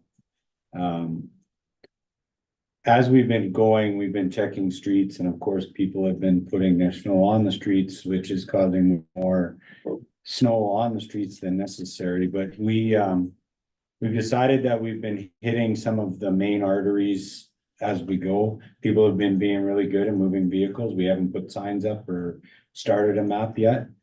And I'm hesitant to do that only because, well, for instance, today we started and then we had a water leak. And then we had a cremation, we had to go out, and so it takes us away. So if I put signs up and we don't get there, it causes an issue. actually with the warm weather, Brent, I've been finding like the Cornerstone Lutheran Church, the north was fairly sloppy, for lack of a better term, with a little bit of warm weather. It's actually firmed up pretty good the last couple of days, so. So we want to keep going, and when we get to the new development, we will put signs up, or if there's areas. there's Yeah, what I'm saying though, with your decision not to, I was a little bit worried originally. But as it has, we've had a couple of warmer days, it has firmed up and it's not as hard to get around as it There- was, so. Just to give you an idea, normally when we do a full snow removal, if we windrow a block, we usually get a windrow as high as the table or higher. Right now, when we do a windrow, it's taking roughly 2.5 trucks to do a block. Yeah. So we're doing more chasing than the snow we're getting. Yeah. If I could split the streets and put it to the curbs, we would have the whole town done, but then people don't like that because it interferes with the sidewalk and people getting out on the passenger side. Yep. So we're gonna try to get the whole town done. I don't see the forecast as being, and it helps if it does get really warm, we'll have that move. It's just not a priority. As other things come, like we're not coming in early, we're not doing any overtime for it. And as other stuff comes up, for instance, Braden is writing another water exam on Thursday and stuff like that. We're not shutting that stuff down. We'll get to it as we get to it. And like I said, people have been really good the minute they see the grader, they're moving, so that's phenomenal. So that's kind of where we're at with that. And if there's any other questions, I enjoy all the jumps you get to design around town. So. there's been a few cars tried to jump it already. It's funny, people complain that they can't get around, but when we windrow, then they go right through the middle of more snow than what we have, so. Oh, Just are on the wrong side of the road. too. Yeah, there's been a few of Well, those. that's good. There's, on Third Ave East, because I take it to go into the town from the east end, there's a dip. That was a little dip. And it was a bigger dip. Now it. Yeah, And second street. that's because of the weather and what's going on underground, so that the frost heaves are moving. It's kind of like that, there's that frost heave that's right by Mr. Moore's car wash 1 second. on Second Avenue. In the wintertime, it gets to where it's a launch, and come summertime, it's a little. Oh, it's gonna stable. So it will stable out. Come The spring, ground's it breathing, should. so it's shrinking. So yeah, as it comes, because we have, and that's the other reason we like to leave some cover, is it actually insulates the road a little bit, but we haven't had enough. Well, it's like icing on a cake. It kind of Exactly. levels it. Like anywhere that had water pooling after the snow, it stayed wet underneath. It didn't freeze till we moved the snow. So we kind of like, there's certain areas such as by the spray park, it's a very shallow sewer. It's nice to keep at least 2 inches of, but we haven't been able to do that. So we've been checking it regularly to make sure no sewers are freezing, but that's why we're getting more dips. Because every time it gets to 0 and then goes -14. I watch It's crazy. too many engineering disaster shows and I'm thinking I'm gonna go, and then my car is just gonna go right in. Not quite that. I'm hoping. So, and here on, you survived the -50. You were one of the few customers that didn't come for hydraulic hoses, so. Yeah, we were really trying. Okay, anything Just else? one- I have a question. Council Bolton, Of course, sorry. I have a question. Just I'm not, well, when we're looking at water conservation. Yeah. I believe the spray park circulates, is that correct? It does, yes. So it's not using as much water as people would be thinking it would Exactly. otherwise, if it was just One time. bringing in and shoving down the Yeah. tubes and everything. So it is filtered and so it goes around and it's more. Goes back into the tank and then back out. Filters and- Just the ones, a little bit that sprays You out onto the do, ground. you do lose water through evaporation, Oh, and you do lose water because every so often we have to do backwashes too, so we have to Yeah. clear the system out, so there is some water use there, but nowhere near if it was just free flowing, so far this year, it's been excellent water. Yeah. That's been. Yes. 2024 has been a phenomenal year. but those are I some, just wanted to those bring are that some up. discussions we have to have. Conservation And and just, such. just for your info too, I asked Kevin today to have a discussion with Pam even about what we want to do with flowers. Well, cut back or not have any. Like, we, and those obviously are things that would come back to council for approval, but at the end of the day, Those are some of the things that in terms of trying to reduce water conservation that we have to look at, even though we may not want to. Well, I think it's more Pardon me? accountable. Cactus. Yeah, Just a Those grass, Whack a those cactus. grassy things, that'll Yeah. bugger off the Very water. gross. yeah, or some really drought tolerant, Exactly. usually ugly, buffer brush, yeah. to be honest. So those are things we're looking at right now, so. Councilor Cole? I see you got this water break on Sixth Avenue. And Third, I think it was. It was a curb stop. So, the service line let loose. So it was just in the boulevard, but it was very, lots of frost. So who done that? Brooks? Yeah. Didn't we buy it back? We did. The problem with, one is manpower if we have to shut valves. Two, our hose not big enough. And it's not really the hose that's the problem, it's the vac truck. So the hydrovacuum truck that we have is not a winter hydrovac truck. So they bring the crew, we assist with the gravel or getting the clay ready, hauling the material out, bringing it back. And it just goes fast. So why did we buy this hole that's not big enough? Well, for winter, during the summer, we would have no problem with it. We only bring Brooks in during the winter. When there's frost and stuff. Mostly when you have sewer or water breaks. It's true. Yeah, but it's faster because you guys could be pulled doing something else or other stuff has to go on as far as manpower and everything else. And plus they're used to doing it on a regular basis. And It is quicker using Brooks. One, we didn't feel that buying a bigger piece of equipment when they can come in and be done by noon. I mean, we can go with bigger equipment and we can go with a $1.2 million back truck, but I don't think that's feasible for winter breaks. they said 2,500. Well, what is the cost to get Brooks out for the day? It varies, Couple it varies, thousand? will it be more than that? Yeah, the back truck is about $5,000 for For one one day, like if they're, this would be about 5. If it's a longer day, a main or something bigger, you know, it could be. Probably the biggest I've seen has been 10 to 12. But depends on the situation and how much time they're here But primarily. the replacement would be a winterized vac truck and a bigger backhoe? yeah, if we were gonna do winter stuff, yeah, with different attachments. The other thing that, I mean, we could sell our backhoe and bring them in for everything, which.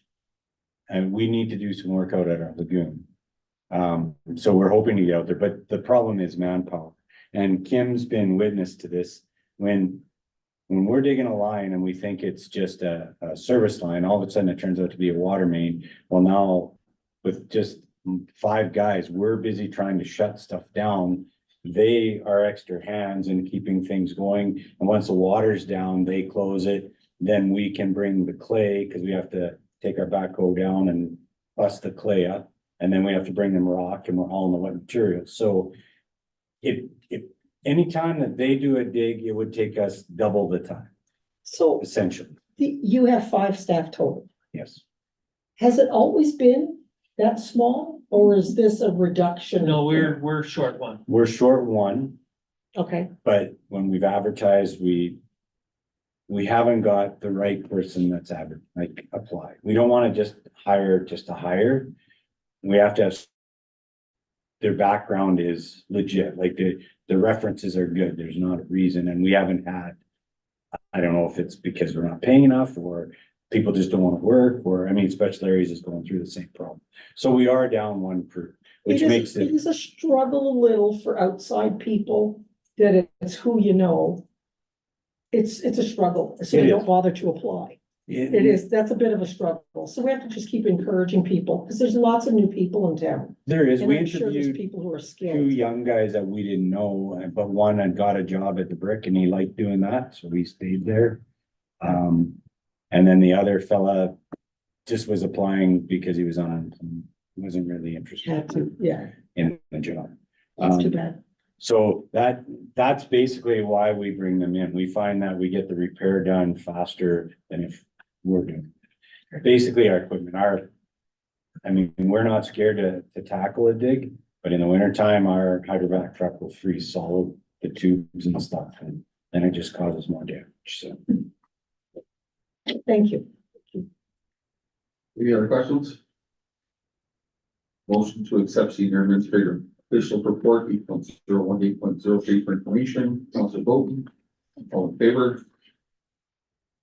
Carried. Thank you, Sandra. Sorry. No, it's fine. I was in me, yeah. No, it's fine. I don't take that the wrong way. In fact, I rather appreciate it. Infrastructure management plan. So just, council, the recommendation is just to accept it for information, comes a public document.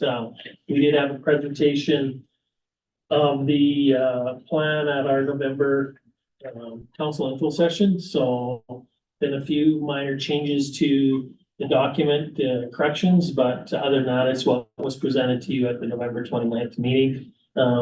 Again, we know that we have some significant challenges. We're not unlike anywhere else. The report does identify that, you know, because of our location and where we're at, we generally pay a little bit of a higher cost to do this similar work.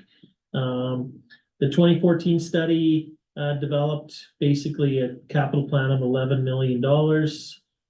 We didn't quite meet that full capital plan. That was 1.2 million a year. We spent over the last 10 years about 706,000 a year on infrastructure. The table 6.1 basically outlines the recommended capital plan for the next 10 years, so we can use that as we go through capital budgets and determining priorities. Certainly there's many more projects that could be added to it. It's tried to be established and set up in a realistic format of what, based on our reality in terms of dollars that we potentially could complete. So I don't know if there's anything else. If there's any questions, the report is basically what was presented and at the November 29th info session. So Any questions? Motion to accept the 2023 infrastructure management plan for information. Councilor Murphy, all in favor? Great. Library board minutes, or well, sorry, library board, library board member appointment. Sorry about that. So pretty straightforward, Mr. Mayor. Councilor Murphy can chime in if she requires, but we did have an opening on the library board. Michelle, I'm not sure if I'm saying it, DeVoe? It's Davio, Samuel. Davio? D-A-V-A. That's how I pronounce it when I talk to her, so. Yeah, I'm So still scrolling. she is, Getting to my date of birth. she's it's been recommended to council from the library board, so to appoint her, but council has the last ratification, so we're basically recommending that she be appointed to serve a term to October 31st, 2026. Councilor Murphy, would you like to make this motion? I would love to make this motion. She is actually a volunteer at the library, has a lot of enthusiasm. And I think she's really got some. And she was the lady who was here earlier this evening. Yes. We had our wires crossed. She'd asked if she could present tonight on water conservation. I had responded to her to say, we've got another, you could, but there's another opportunity at the end of November at the info session. And end of February, she thought she had responded to me. She didn't. And then today she said, I checked and I didn't respond. I'm sorry. So, she left me a note that, she'll try to target her presentation for the council info session. So. Okay, so Councilor Murphy approves would like to make a motion to approve the appointment of Michelle Davio to the Hanna Municipal Library Board, citizen at large term ending October 31st, 2026. All in favor? Carried. Library board minutes, Councilor Murphy, any highlights? No, those are No, it stories. was just- That's they just had the to be background. attached. Background, okay. That we Just the had, background, yeah. that we Taxation recommended. report, Mr. Nell. Just wanted to let you know, so just kind of where the town is with outstanding taxes at the end of 2023. So as of December 31st, we had outstanding taxes of 109,833.70. It's about, when you look at our municipal tax generation of about 2.8, 2.7, 2.8 million, and so this is about 3% outstanding taxes. So not a significant concern, a little higher than 2022, about the same as 2021, and considerably less than 2020. So just wanted you to have that information. So Any questions? So what's being done to wrangle in some of this cash? So what's done is they are sent notices regularly. Once they get to a point, so it's a slow process, but once they get to a point, then they're notified that their property is going to be subject to an auction. And they also will get a letter from land titles as well. And if there's an outstanding mortgage on that property, the bank will get notified that if nothing is done, it will go to tax recovery, so auction, so. And softball, great, but Pardon me? then payment.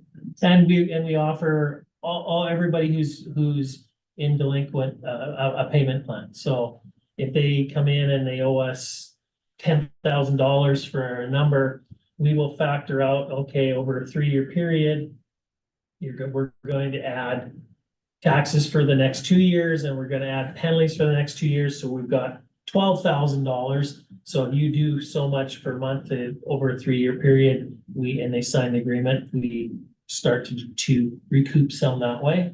And what tends to happen is we will find some properties that get to a point where they're not going to, and then we take them and we sell them. Like out of this 109, there was probably 4 or 5 of it would have been in the properties we just took title to and sold. So we will then pay those taxes back. So I see Mr. Nate got his property tore down. yeah, he's been working hard on it. Yeah. And I don't know the other property. I went by today and they had one of the Hanna plumbing and heating trucks there. So I'm sure there's getting some work done inside it too. So just wanted to bring that to council for their information. So That's the one that had the fire? no, The one on 6. yeah, One of Oh, them, six, oh, that's I'm the sorry. green I'm house. sorry. Yeah. Next door. The big house. Yeah. Thank you. So if we can get a motion to accept the 2023 taxation report for information from Counselor Olson, all in favor? Carried.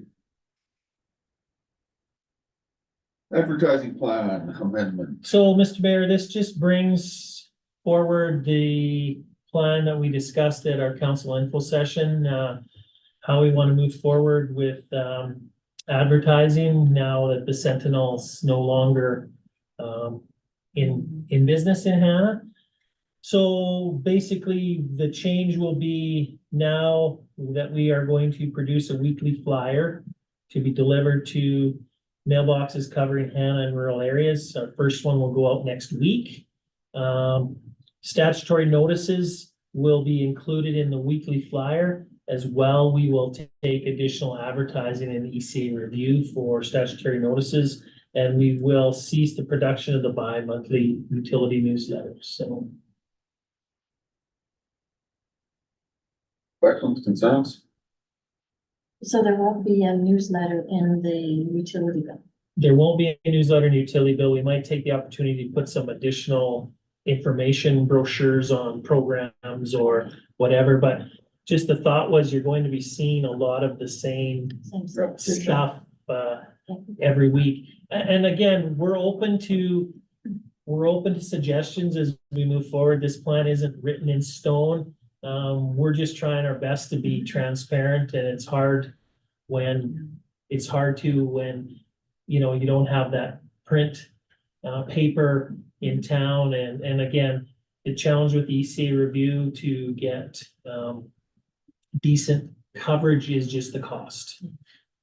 So we will try this and see how it goes, and if it's not working and our residents aren't happy, we'll prepare to reconsider how we're moving forward, but we're gonna give this a try and see how it goes. So, as I said, the format will be a little bit different than the last time we did it. So it will be not on colored paper, because we used all that supply up. It will be on white paper, but we'll have colorful graphics, and hopefully we'll catch people's attention so that when they get it in their mailbox, it doesn't make its way into the recycling in the post office, so. Any other questions? On the motion, the council approved the advertising plan amendments listed below as a result of the loss of Hanna Sentinel. Release a weekly flyer. Saturday statutory notices will be in the flyer as well as ECA review and cease production of the bi-monthly newsletter. Motion. Councilor Thurl, all in favor? Carried.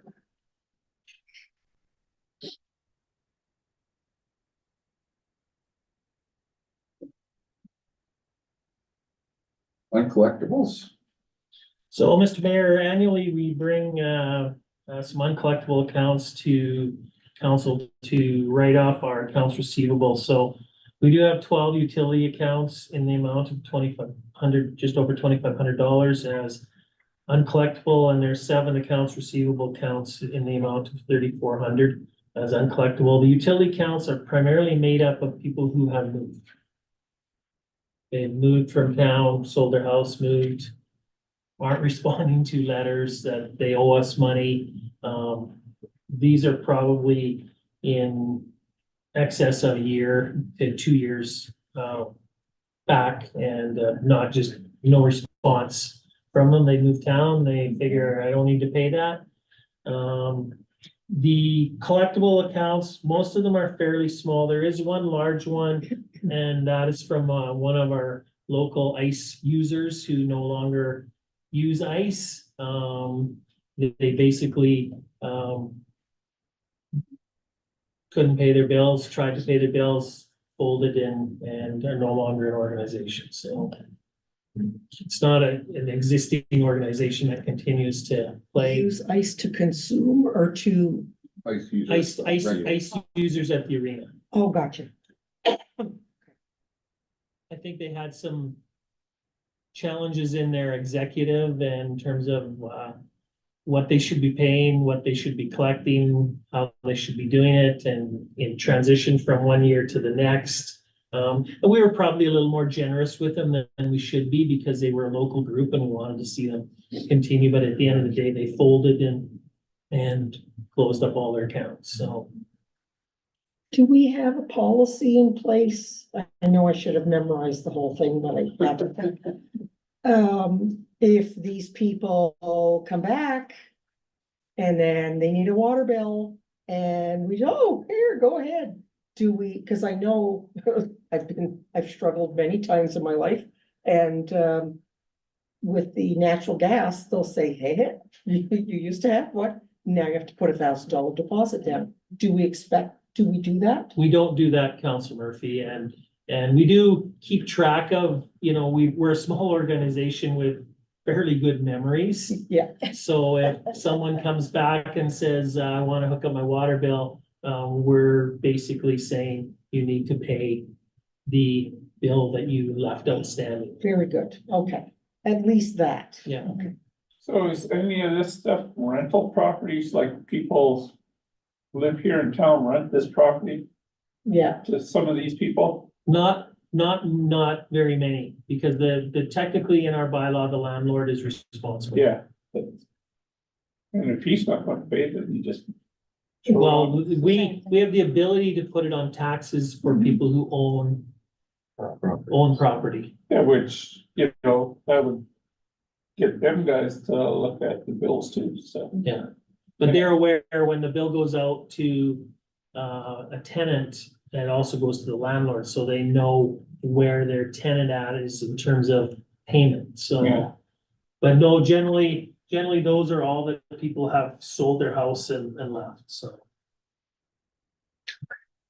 Two motion for motion. One motion. Council authorized chief CAO to declare 12 utility accounts amount of $2,524.47. It's uncollected and remove the funds from the utility receivable account. And declare 7 accounts receivable in the amount of $3,418.23 uncollectible. And remove the funds from the trade receivables account. Motion. Council Murphy, all in favor? Carried.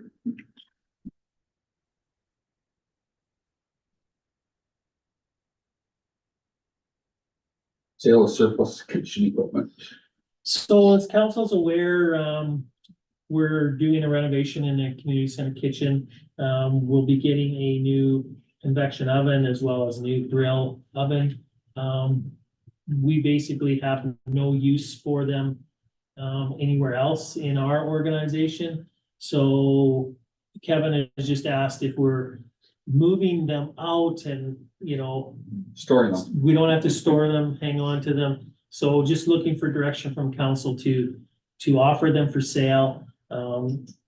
No idea what we're gonna get for them. I know a couple of our caterers have said they know some people who might be interested in more specifically the convection oven than the grill. But just before we sell any product, we want for approval from council to actually sell it. So, Just go to a sealed tender. yeah, Have you ever listed anything on that open surplus auction? Like the province has one they run that every municipality can stick I on? haven't. Okay, and it's anything, everything. Okay, And you put, it doesn't have to go anywhere. You can put where the location is and people can come see it. And it's just an online thing. okay. No, I can Various uses. look of at what that. it Yeah. Might be worthwhile. Is there a fee? I don't know. Yeah, I'll look into that. There'll be I'm a not aware of commission. it, so. Yeah. It might be worthwhile because. We were wondering, we were hoping to, that if there, and I don't think there is, but if there was a local group. And when I say local in the region, that this would be a benefit to them if they expressed interest, we certainly would consider that. But I know through the process, the Legion's getting a new grill. We've looked at it and this one's bigger, but it's no better fit in the curling rink than the one that's there. And doesn't really fit anywhere else we have, and we don't really have any other organizations in town that are running a hall with this type of stuff. We would have the Legion if this was better than the Legions, but they're getting a new one through this project as well, so. Yeah, the sealed bid is fine. It maybe gives us slight local advantage, I suppose. Yeah. But if we get nothing, the online. But one if we gets get everybody. nothing, I told Kevin, just based on timing, he's probably gonna have to store it. Because we're wanting to get everything out here in the next week or two. So, and he's okay with that. It just, if we don't get what we want, we could certainly look elsewhere too. So we're not certainly hanging our hat on getting any significant money for, you know, so. Could this not be utilized in Lions Hall? Or is it too big? I think it's too big. And too. That kitchen's pretty small. Yeah, I know it is, but I'm just saying, that, Yeah. you know, they were. Well, the other- Putting money into it, so. The other thing you run into, Counselor Crowe, when you have a system like this too, then you've got your annual inspections of the Or suppression. suppression system, and so you've got, you know, for what we generate in revenue at the Lions Hall, we probably eat half of it in inspections for this, and I think what's there works for the purpose of the Lions Hall, so we did talk about that, so. Thoughts? Just do a closed tender. Yep, I like what's recommended. All kinds of can. Yeah. Motion, Counselor Olson, that we advertise the products locally, do a closed tender on convection oven and the grill oven. Separately. Yeah. Yeah. All in favor? Carried. What you got, didn't I? So you're gonna put in like reserve.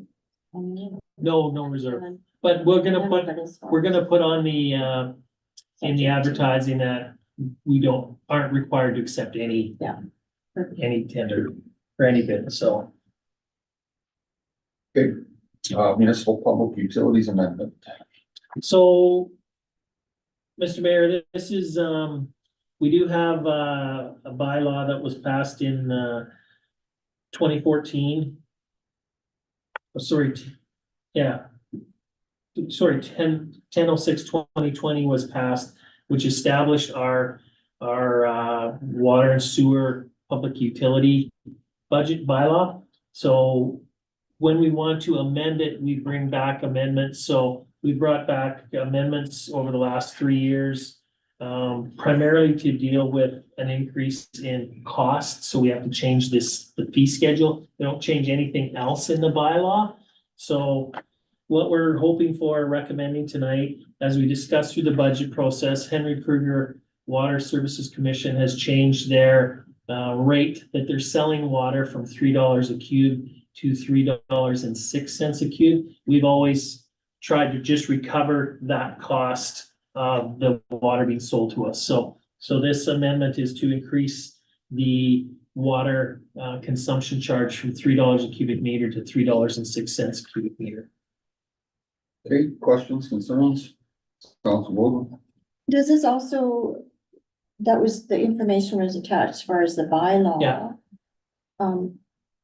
And so if I have a question regarding it,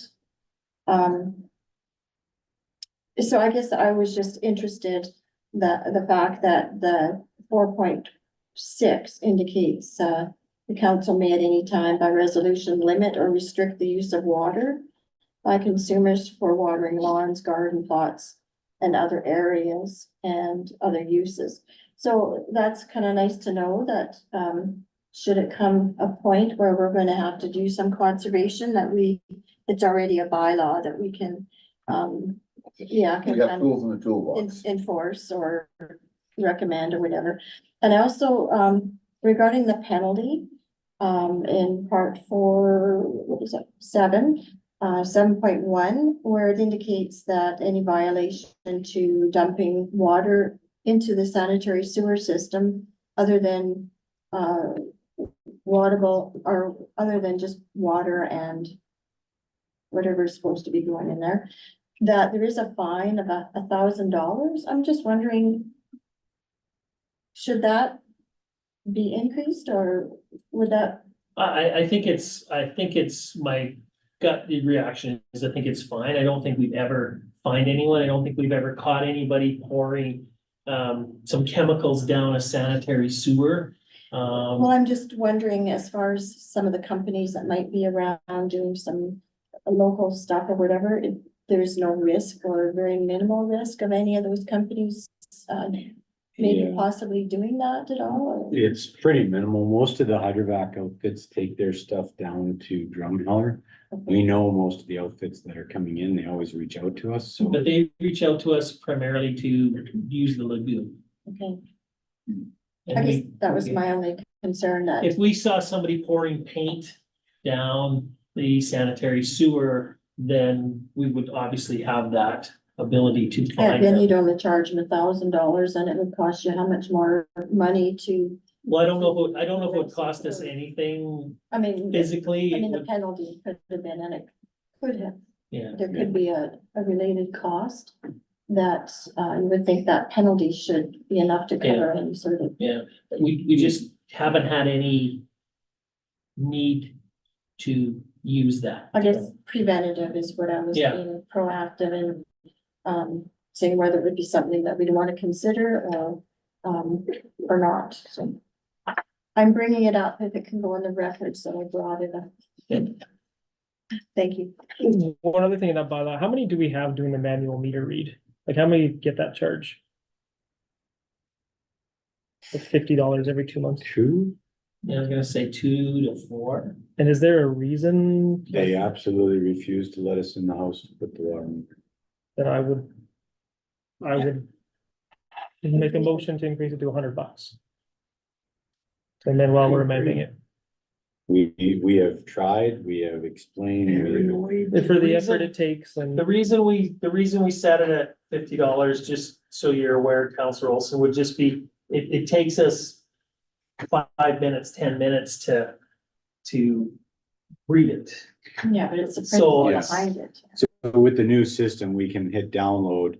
And as the rest of the block is coming onto the iPad, we can go up and manually read it and go back. So it's not a tremendously time-consuming thing. But certainly if council wishes to increase it, that's your prerogative, so. And right now, the one is actually on a dial. So once that fails, they're gonna have to let us in or we're not gonna be able to get an accurate reading on the water meter. And then does the water get shut off? Oh, we haven't come to that. I'm hoping he'll understand when the time comes. So I assumed it was a special trip to go. That's not so much the case. We have to go, yeah, we do have to go right to his house, but because we can hit that block, read his while the rest of the houses are dumping in. It's just a place to park, really. We just park and hit the download and then we go read his while everything else downloads. I mean, it would be simpler. We could just drive by on Pioneer Trail and get everything, but we basically just pull in. I would assume theoretically you'd have to get a court order to access this person's home for utility right away, even though it's part of the title. County On every Vermilion property. Gas does the exact same thing. They've got 24 customers who will not allow the electronic download. And they charge $50, and then the County Vermilion River is stretched out. I'm gonna say 60 miles by 60 miles, Huge, absolutely and they huge. only charge $50 for the download, so. Yeah, you're right, Counselor. I don't sure what we would need, but we just can't go into somebody's house. No, but there is a utility right away on every property in Hanna. Yeah. Yeah. Every property through the title has a utility right away, which, But it doesn't take you in the house. That takes it to the. no, but Goes to the basement, or the. Property line. Property line. well, I don't know. You have to see, you're responsible for your property line in. Yeah. I understand people's right to their privacy, but there's always this, I watch every episode of Hoarders. It makes me feel better about myself. If it wasn't for the fire, I know I would have gone there eventually, but so usually there's something outside of the idea that the government, like the council members are, again, evil people, but sometimes it's because of their own concerns for their own safety. And a lot of the businesses we still manually read too, but that's just a cost savings. We will wait until the meter fails before we go in and change it because it's a like 2-inch meter is $1,800 or Oh, 2,000. So the businesses are always open. We don't have an issue getting into them when we do read. right. So instead of spending that money ahead of time, we wait for the meter to actually crap out and then so we're just not. And some of them just based on where they're at, Yeah, it doesn't read, right? Or is that changed now with the new?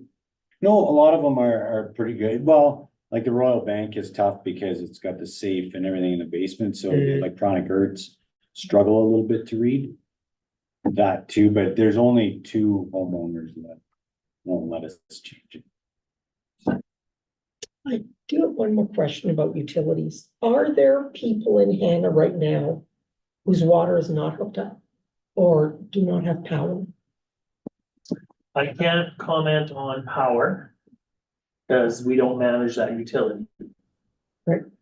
I don't know, I don't believe there's anyone that is in a house that were shut I off. don't think so. I think everybody has their water turned off. Probably the one house that didn't have it is now gone. That house is, yeah. Oh. Is the guy on the corner, when Mr. Lips there, does he have water? I don't remember if we turned him on. I'm not aware of anybody who does. But most of the places, there's a few that have had water breaks and we've turned them off. And then they have had the water turned back on. Okay. We really emphasize you have to have some form of heat or you're gonna have more of an issue, but. It's been such a difficult year for some people. I was just wondering if there are people who are actually putting themselves at risk by using a wood burning stove and. I'm sure there are Oh, people doing there is. alternative ways of heating their homes.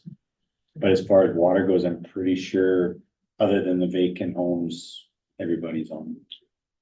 But yeah, as far as power or whether they're cut off from natural gas, and we don't know. Surprisingly, being the, like selling propane, there's none that I can think of are using it for using it inside the, I'm not saying they're not going to exchange a tank system or anything like that, but I don't know of anybody. There's a few guys heating a garage or something like that, but I mean, I don't know of anyone that's using it to heat a house or anything, so. Thank you. Okay, any other questions? Hearing none, also give the first reading to bylaw 1033-24, the 2024 municipal public utilities amendment bylaw. 50's fine, if it's not that 50. Yeah, 32. Counselor Kroll, thank you. Look at you go. All in favor? Carried. Council give the second reading of bylaw 1033-2024, the 24 municipal utilities amended bylaw. Motion. Councilor Farrell, all in favor? Carried. The council provide unanimous consent for the third reading of bylaw 1033-2024, the 2024 municipal public utilities amended bylaw at this meeting. Motion. Yeah, Councilor Warwick, Councilor Warwick, okay. She's whispering at you. I don't know, Yeah, she needs to. Here, let me pull her up. I don't see her, but I just told her, yeah. All in favor? Carried. Put her down as a. Third and final reading to bylaw 1033-2024, the 24 municipal public utilities amended bylaw. Motion. Council Murphy, all in favor? Carried.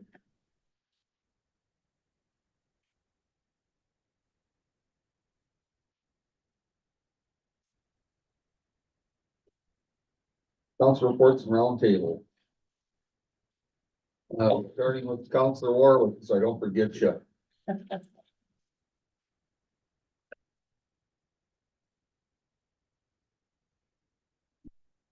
see her, she's doing stuff. I just She's put a smiling. mint in my mouth, so thank you, Mr. Mayor, but the only thing I will add is as of our last meeting with Meridian Futures, I was nominated and voted in as board chair. We are working through, we did a bunch of interviews, and we're presently hiring a new CEO for Meridian Futures. Outside of that, I think I have had a busy couple weeks, and the next week does not look any lighter. I've had a heavy schedule in the last little while with meetings and courses. There is a commitment to be made with Meridian Futures on taking courses to keep up with some of the programs they have as well. So outside of that, everything's in my report. If there's any questions, I would be willing to answer them. Thank you. Seeing none, Councilor Cole, Nothing to add. okay. Councilor Bowden, I think I've said enough. No, I don't think I have anything. Councilor Olson, So my report's in there for the few meetings, but I wanted to add, I got my hands on, well, I got it sent to me, the Glit and Glare report, the latest one from Green Cat and Pace. It's a super technical document, but I had some help going through it with one of the pilots. The gist of it is they evaluated all the yellow glare, which is what they promised, and we made sure to download and save the videos of Claude promising no yellow glare. So yellow glare is what they consider anything that leaves a mark. So something when you glance one way, it's like glancing at the sun. So all their studies are based on a plus minus 25-degree viewpoint, so 50 degrees. So they all know what 45 degrees is. This is what they deem necessary that all a pilot needs to see in all their studies. Outside of that window, temporary blindness, they deem acceptable. That was one big concern. The fact that it's an uncontrolled airport, there is no rules that says anybody needs to use their radio to announce their departure, their arrival. You're supposed to, but there's no rules that say it. So it is 100% based on visual for safety to see planes coming in, going out. So there was also the same AUC decision for Fox Cooley over by Drum. They managed to do a plus minus 50 degrees, so 100-degree window. is what AUC made them do. And I believe Green Cat, actually, I don't know for sure. So I know Green Cat submitted one, but I think they submitted something different and then somebody reached out to another company and deemed that one better to 100 degrees. Plus minus 50 field of view, they call it. So basically Pace is going in and saying this is good enough, cutting corners is what I interpret it as.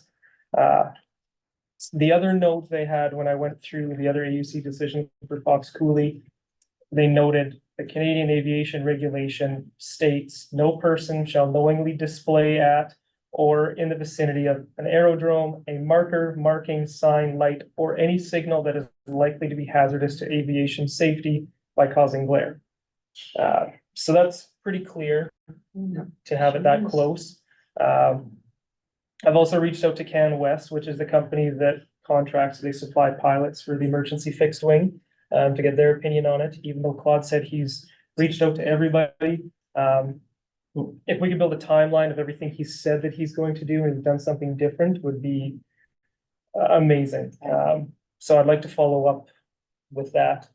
So I've got one comment, just emailed him today, actually, haven't heard anything. So again, Claude, I went back and watched all his stuff again. His very first one, January 25th, 2023, to quote him, "We're all about collaboration. We try to find communities to build in that want us. We don't want to be adversarial. We want to work with the community." I don't know how we hold him to that, but I think it's pretty clear being adversarial in the whole community's eyes and in the eyes around this table. I do hope that we're prepared for some kind of legal counsel investment to push back against these guys. I think it's gonna get to that. I don't know exactly when. But the decision to have it at the airport is solely financial for their point of view. It's closer to the distribution. Saves them money. Cheaper. There is zero regard to safety because it's solely for money. If it was any consideration for safety, they would have reached out to special areas, talked to landowners around there, and they haven't. So I know it'll cost money, but I do hope we have somebody that we can reach out to for help with that when it comes to it. I think they wanna set this as a precedent. Oh, if this Yeah, happens, like, I mean, we're gonna be if they contacted get by this everyone. one, then they're wide open Yeah, across over, Absolutely. you know, and We're gonna have that's. sucker across our forehead. Yeah. Yeah, We're gonna have. you know, Well, and I think everything that we can kind of pull together will go against it, you know, if the petition is not deemed as useful, I think it still is useful in the sense that Got this. we've got it on paper of people, part of our community, although it's only like 10% or so, that are not in favor of it, but just the fact that they're, just the arrogance, in my opinion, when, well, you know, glare, they can use sunglasses, or people having it in their backyard, well, they'll get used to it. You know, just that arrogance that they can come in and will, you know, bowl us over and just. jeopardize our ability to be able to provide safe evacuation in medical emergencies. Yeah, They and my, don't live here. They don't. Exactly, yeah. Yeah, and right. my thoughts on this, to go to AUC with anything saying Claude's unprofessionally there again, that has nothing to do No. with their decision. No. This is the No. only thing that I can seem to find that has a lot of science behind it that may have some clout with them. So I do hope that we can keep pushing with it. I know the pilots are on board. They're very engaged, a bunch of them. And yeah, they're not as happy as Claude seems to say they are. Yeah. Very aware of that. Tolerant. Yeah, Well, yeah, and they've got varying opinions too of the whole thing, but he's not doing everything that he said he would so far. well, and we in know their that eyes. through the fire Yeah. safety Oh, program. I'm so and glad you were stuff here, was- Brent. Counselor Olson, just a question then. Because I'm looped in on all those conversations. So did you see the response? Yeah, So Jeff, yeah, and you didn't see that Jeff's gone response? through it. I know I seen Jeff's email. I'm on holidays. I'm not worried Yeah. about this right now, but. And then for the next 4 hours, I think he thought about nothing else and called me. Oh, okay. So, and that's the problem. He is on vacation. I hope he can enjoy vacation. Yeah. This is a big thing for that pilot group. If they have issues out at the airport, he wants to make sure that it keeps going, keeps getting pressure on those guys. Totally. So the other thing, just for council's info, there is a public consult, there is a consultation with the pilot group on February 28th to, again, go through the Glinton Glare study, answer questions. I know Jeff has preempted some of the questions and throwing questions and concerns forward already, but I know that could be an interesting meeting when they're presenting their study. And again, as Councilor Olson said, it is quite technical. And again, the other concern is that it's theoretical. So it's not in practical, real situation. It's all theoretical based on their modeling and their software and stuff like that. And again, always in the back of your mind, there's a little bit of concern about the modeling and the software in terms of how it works into reality once, if there were solar panels built and going and said, well, this isn't what the Glare study model, this is different. And reality will include infinite angles. They can't calculate that. How close to the airport in Drumheller, is anyone down, no? Oh, we drove up there, but I don't remember. No, I'm just, It's Yeah. nowhere, I know they It's said not- it's by the it's not like airport, but it's nowhere near. Well, it's It's near. subjective, it's close, but it's not as close as ours, like ours is basically right on top of it. I'm guessing the one in Drumheller might be half a mile away from the north of the airport. Yeah, and I've heard them west say of it's the by the airport. airport, so that's kind of what I was wondering. Again, I haven't, I'm guessing half a mile, 3/4 of a mile northwest of the airport. I thought I've heard that the other airports, any solar is at least a mile away. Have you heard that or no? No.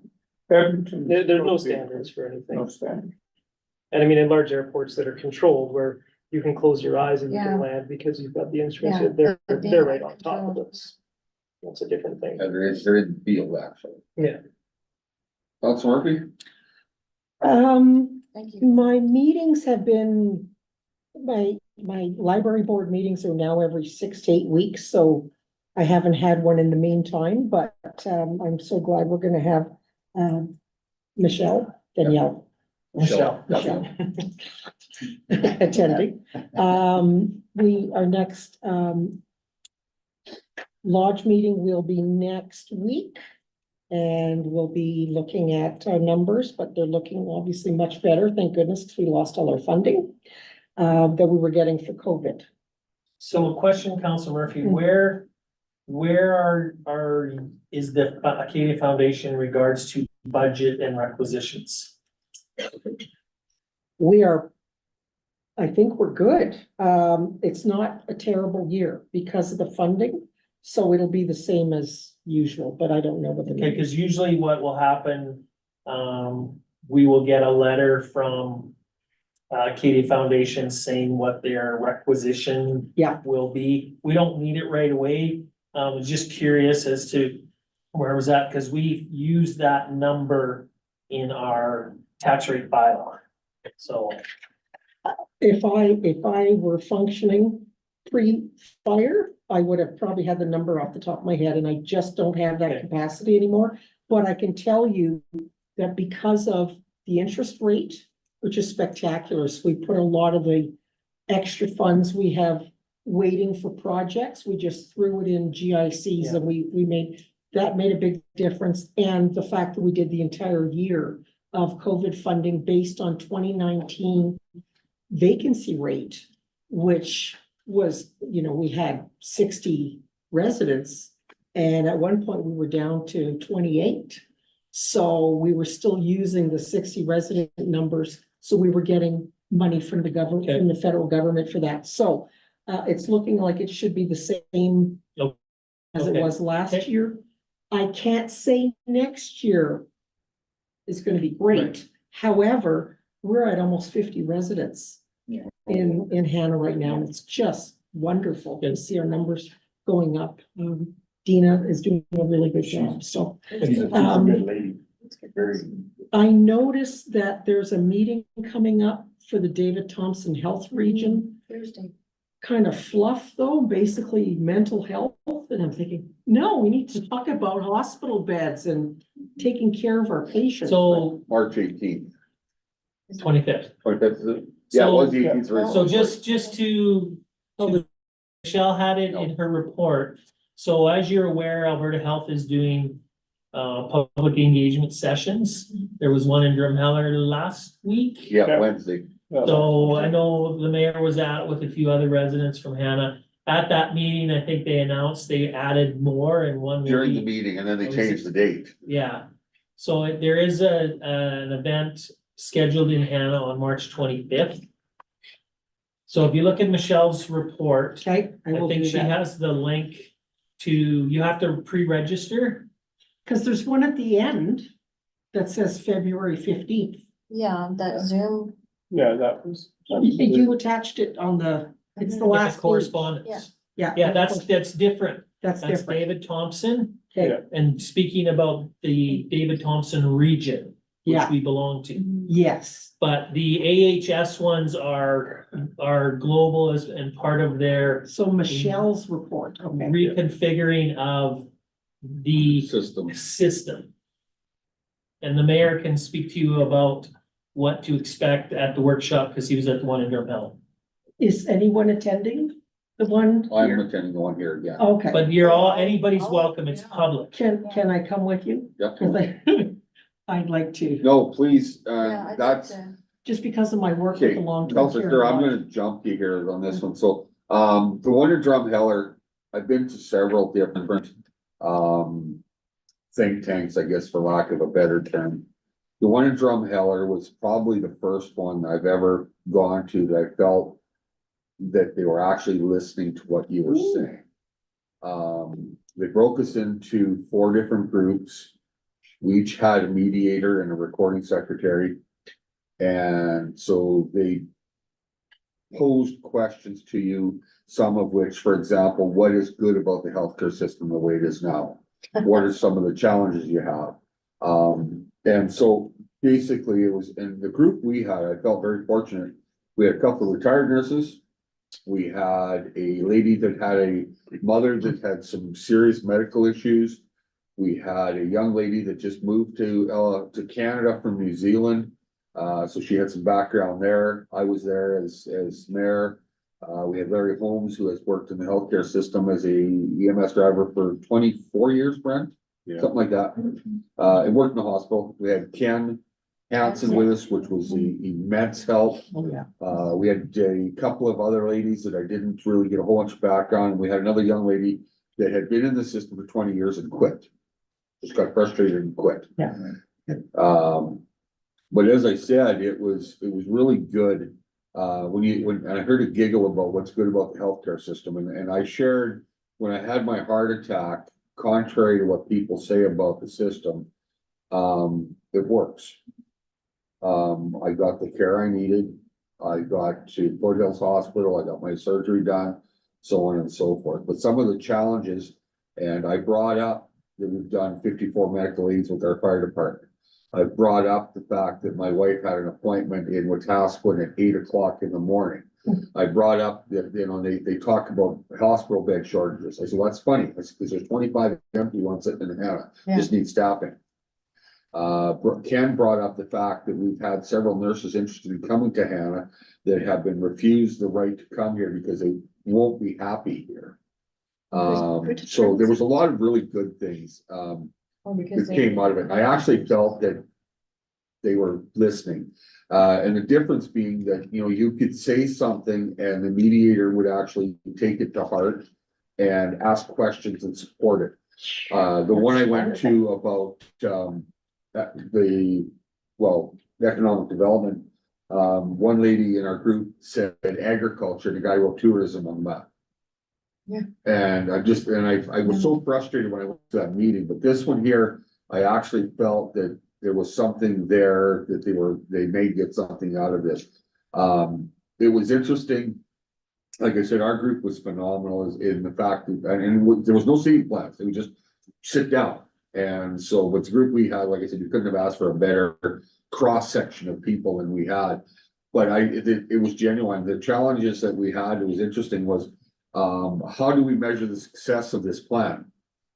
And that was probably the hardest question we had, because the only way you can measure success is down the road. And unfortunately, you can't measure success, you can measure failure. Well, it's not immediate. And so there was, and it was good. So I highly recommend that everyone that can go. The neat part of it is, and I'm not gonna tell you anything you don't already know, we're not gonna change anything in that meeting. That is not gonna change anything that day. No. But go with an agenda to help and support and give some ideas. And I think it's a really good session to go to. I was very impressed, and I'll be the first to admit that it takes a lot to make me happy when I go to something about structure and stuff. So like I said, it was really good. And I don't know whether they determined whether it's the time, it's a 2-hour block, but whether it's morning, afternoon, or evening. Yeah, see, they left us and Went to went to Stettler, and literally they were peeling themselves off of people. Yeah. Because after it was done, there were still people wanting to talk to me. So be respectful of that. If we're this first session, please remember they're probably going somewhere else right after, so. So in Is that so gonna in be Michelle's, times possibly, we hadn't thought about that. They're doing their own campaign AHS, but it is, I looked at Michelle's report, so it's at Yeah, yeah, I see alberta.ca. Shape the way. Hashtag, or not hashtag, /shape the way, that you could find more information and register, Thank you. so. Well, that's a big one. And for if you me. want, Yeah. I've got a QR code I'll send to Kim, well, actually, I sent it all of you. And Yeah. basically you can put your questions and answers onto this QR code, so I've looked at it a couple different times, so. It, yeah, like I said, it felt like you actually value your opinion, so. Counselor Thurl, back to you, sorry. I stepped on it. I have nothing to add. I jumped the queue, as they would say in the medical world. That's right. As I give you my report there, the last meeting, I haven't had any other meetings. Motion to accept roundtable for information. Counselor Curl, on favor, carried. Correspondence, Nothing really to add. I know that Council Warwick will be involved in Council Thurl, so the province has changed their funding plans for REITs, so the Rural Economic Development Authority, such as PEP. So they've got a different formula. I know there's some angst from the REITs in terms of how it will affect them. My understanding is there's a webinar meeting with the ministry to go through it, answer questions. But I know that PEP's involved in that discussion moving forward, and I know there's some angst in regards to the funding because they're looking to reduce their funding and get out of funding REITs or funding them more on project-based, not operations. So, but other than that, I think you guys have talked about the David Thompson. You're aware of it if you want to attend. And the 12.01, I know Councillor Bowden said, why did you put that in the package? It was addressed to mayor and council, so. no, was it? Well, the former mayor, that's how up to date they are in their Yeah, system. It's fine, I'll get over it. You talking about the plant-based Yes. trees? Yeah. I knew there would be no direction from council to move forward on anything there, so. Burn it. Any other questions? Perfect. Do you have anything for folks? No, Okay, we will adjourn at 8:38. sorry, you need a motion for correspondence. Of course, once. Counselor Olson. All in favor? Carried, adjourned, 8:39, 8:38 still. Bye, Angie. Bye, Counselor Warwick. Thank you. Take care, everybody. See you Bye, soon in Julia. person. I like it. Lots of reading. Yeah.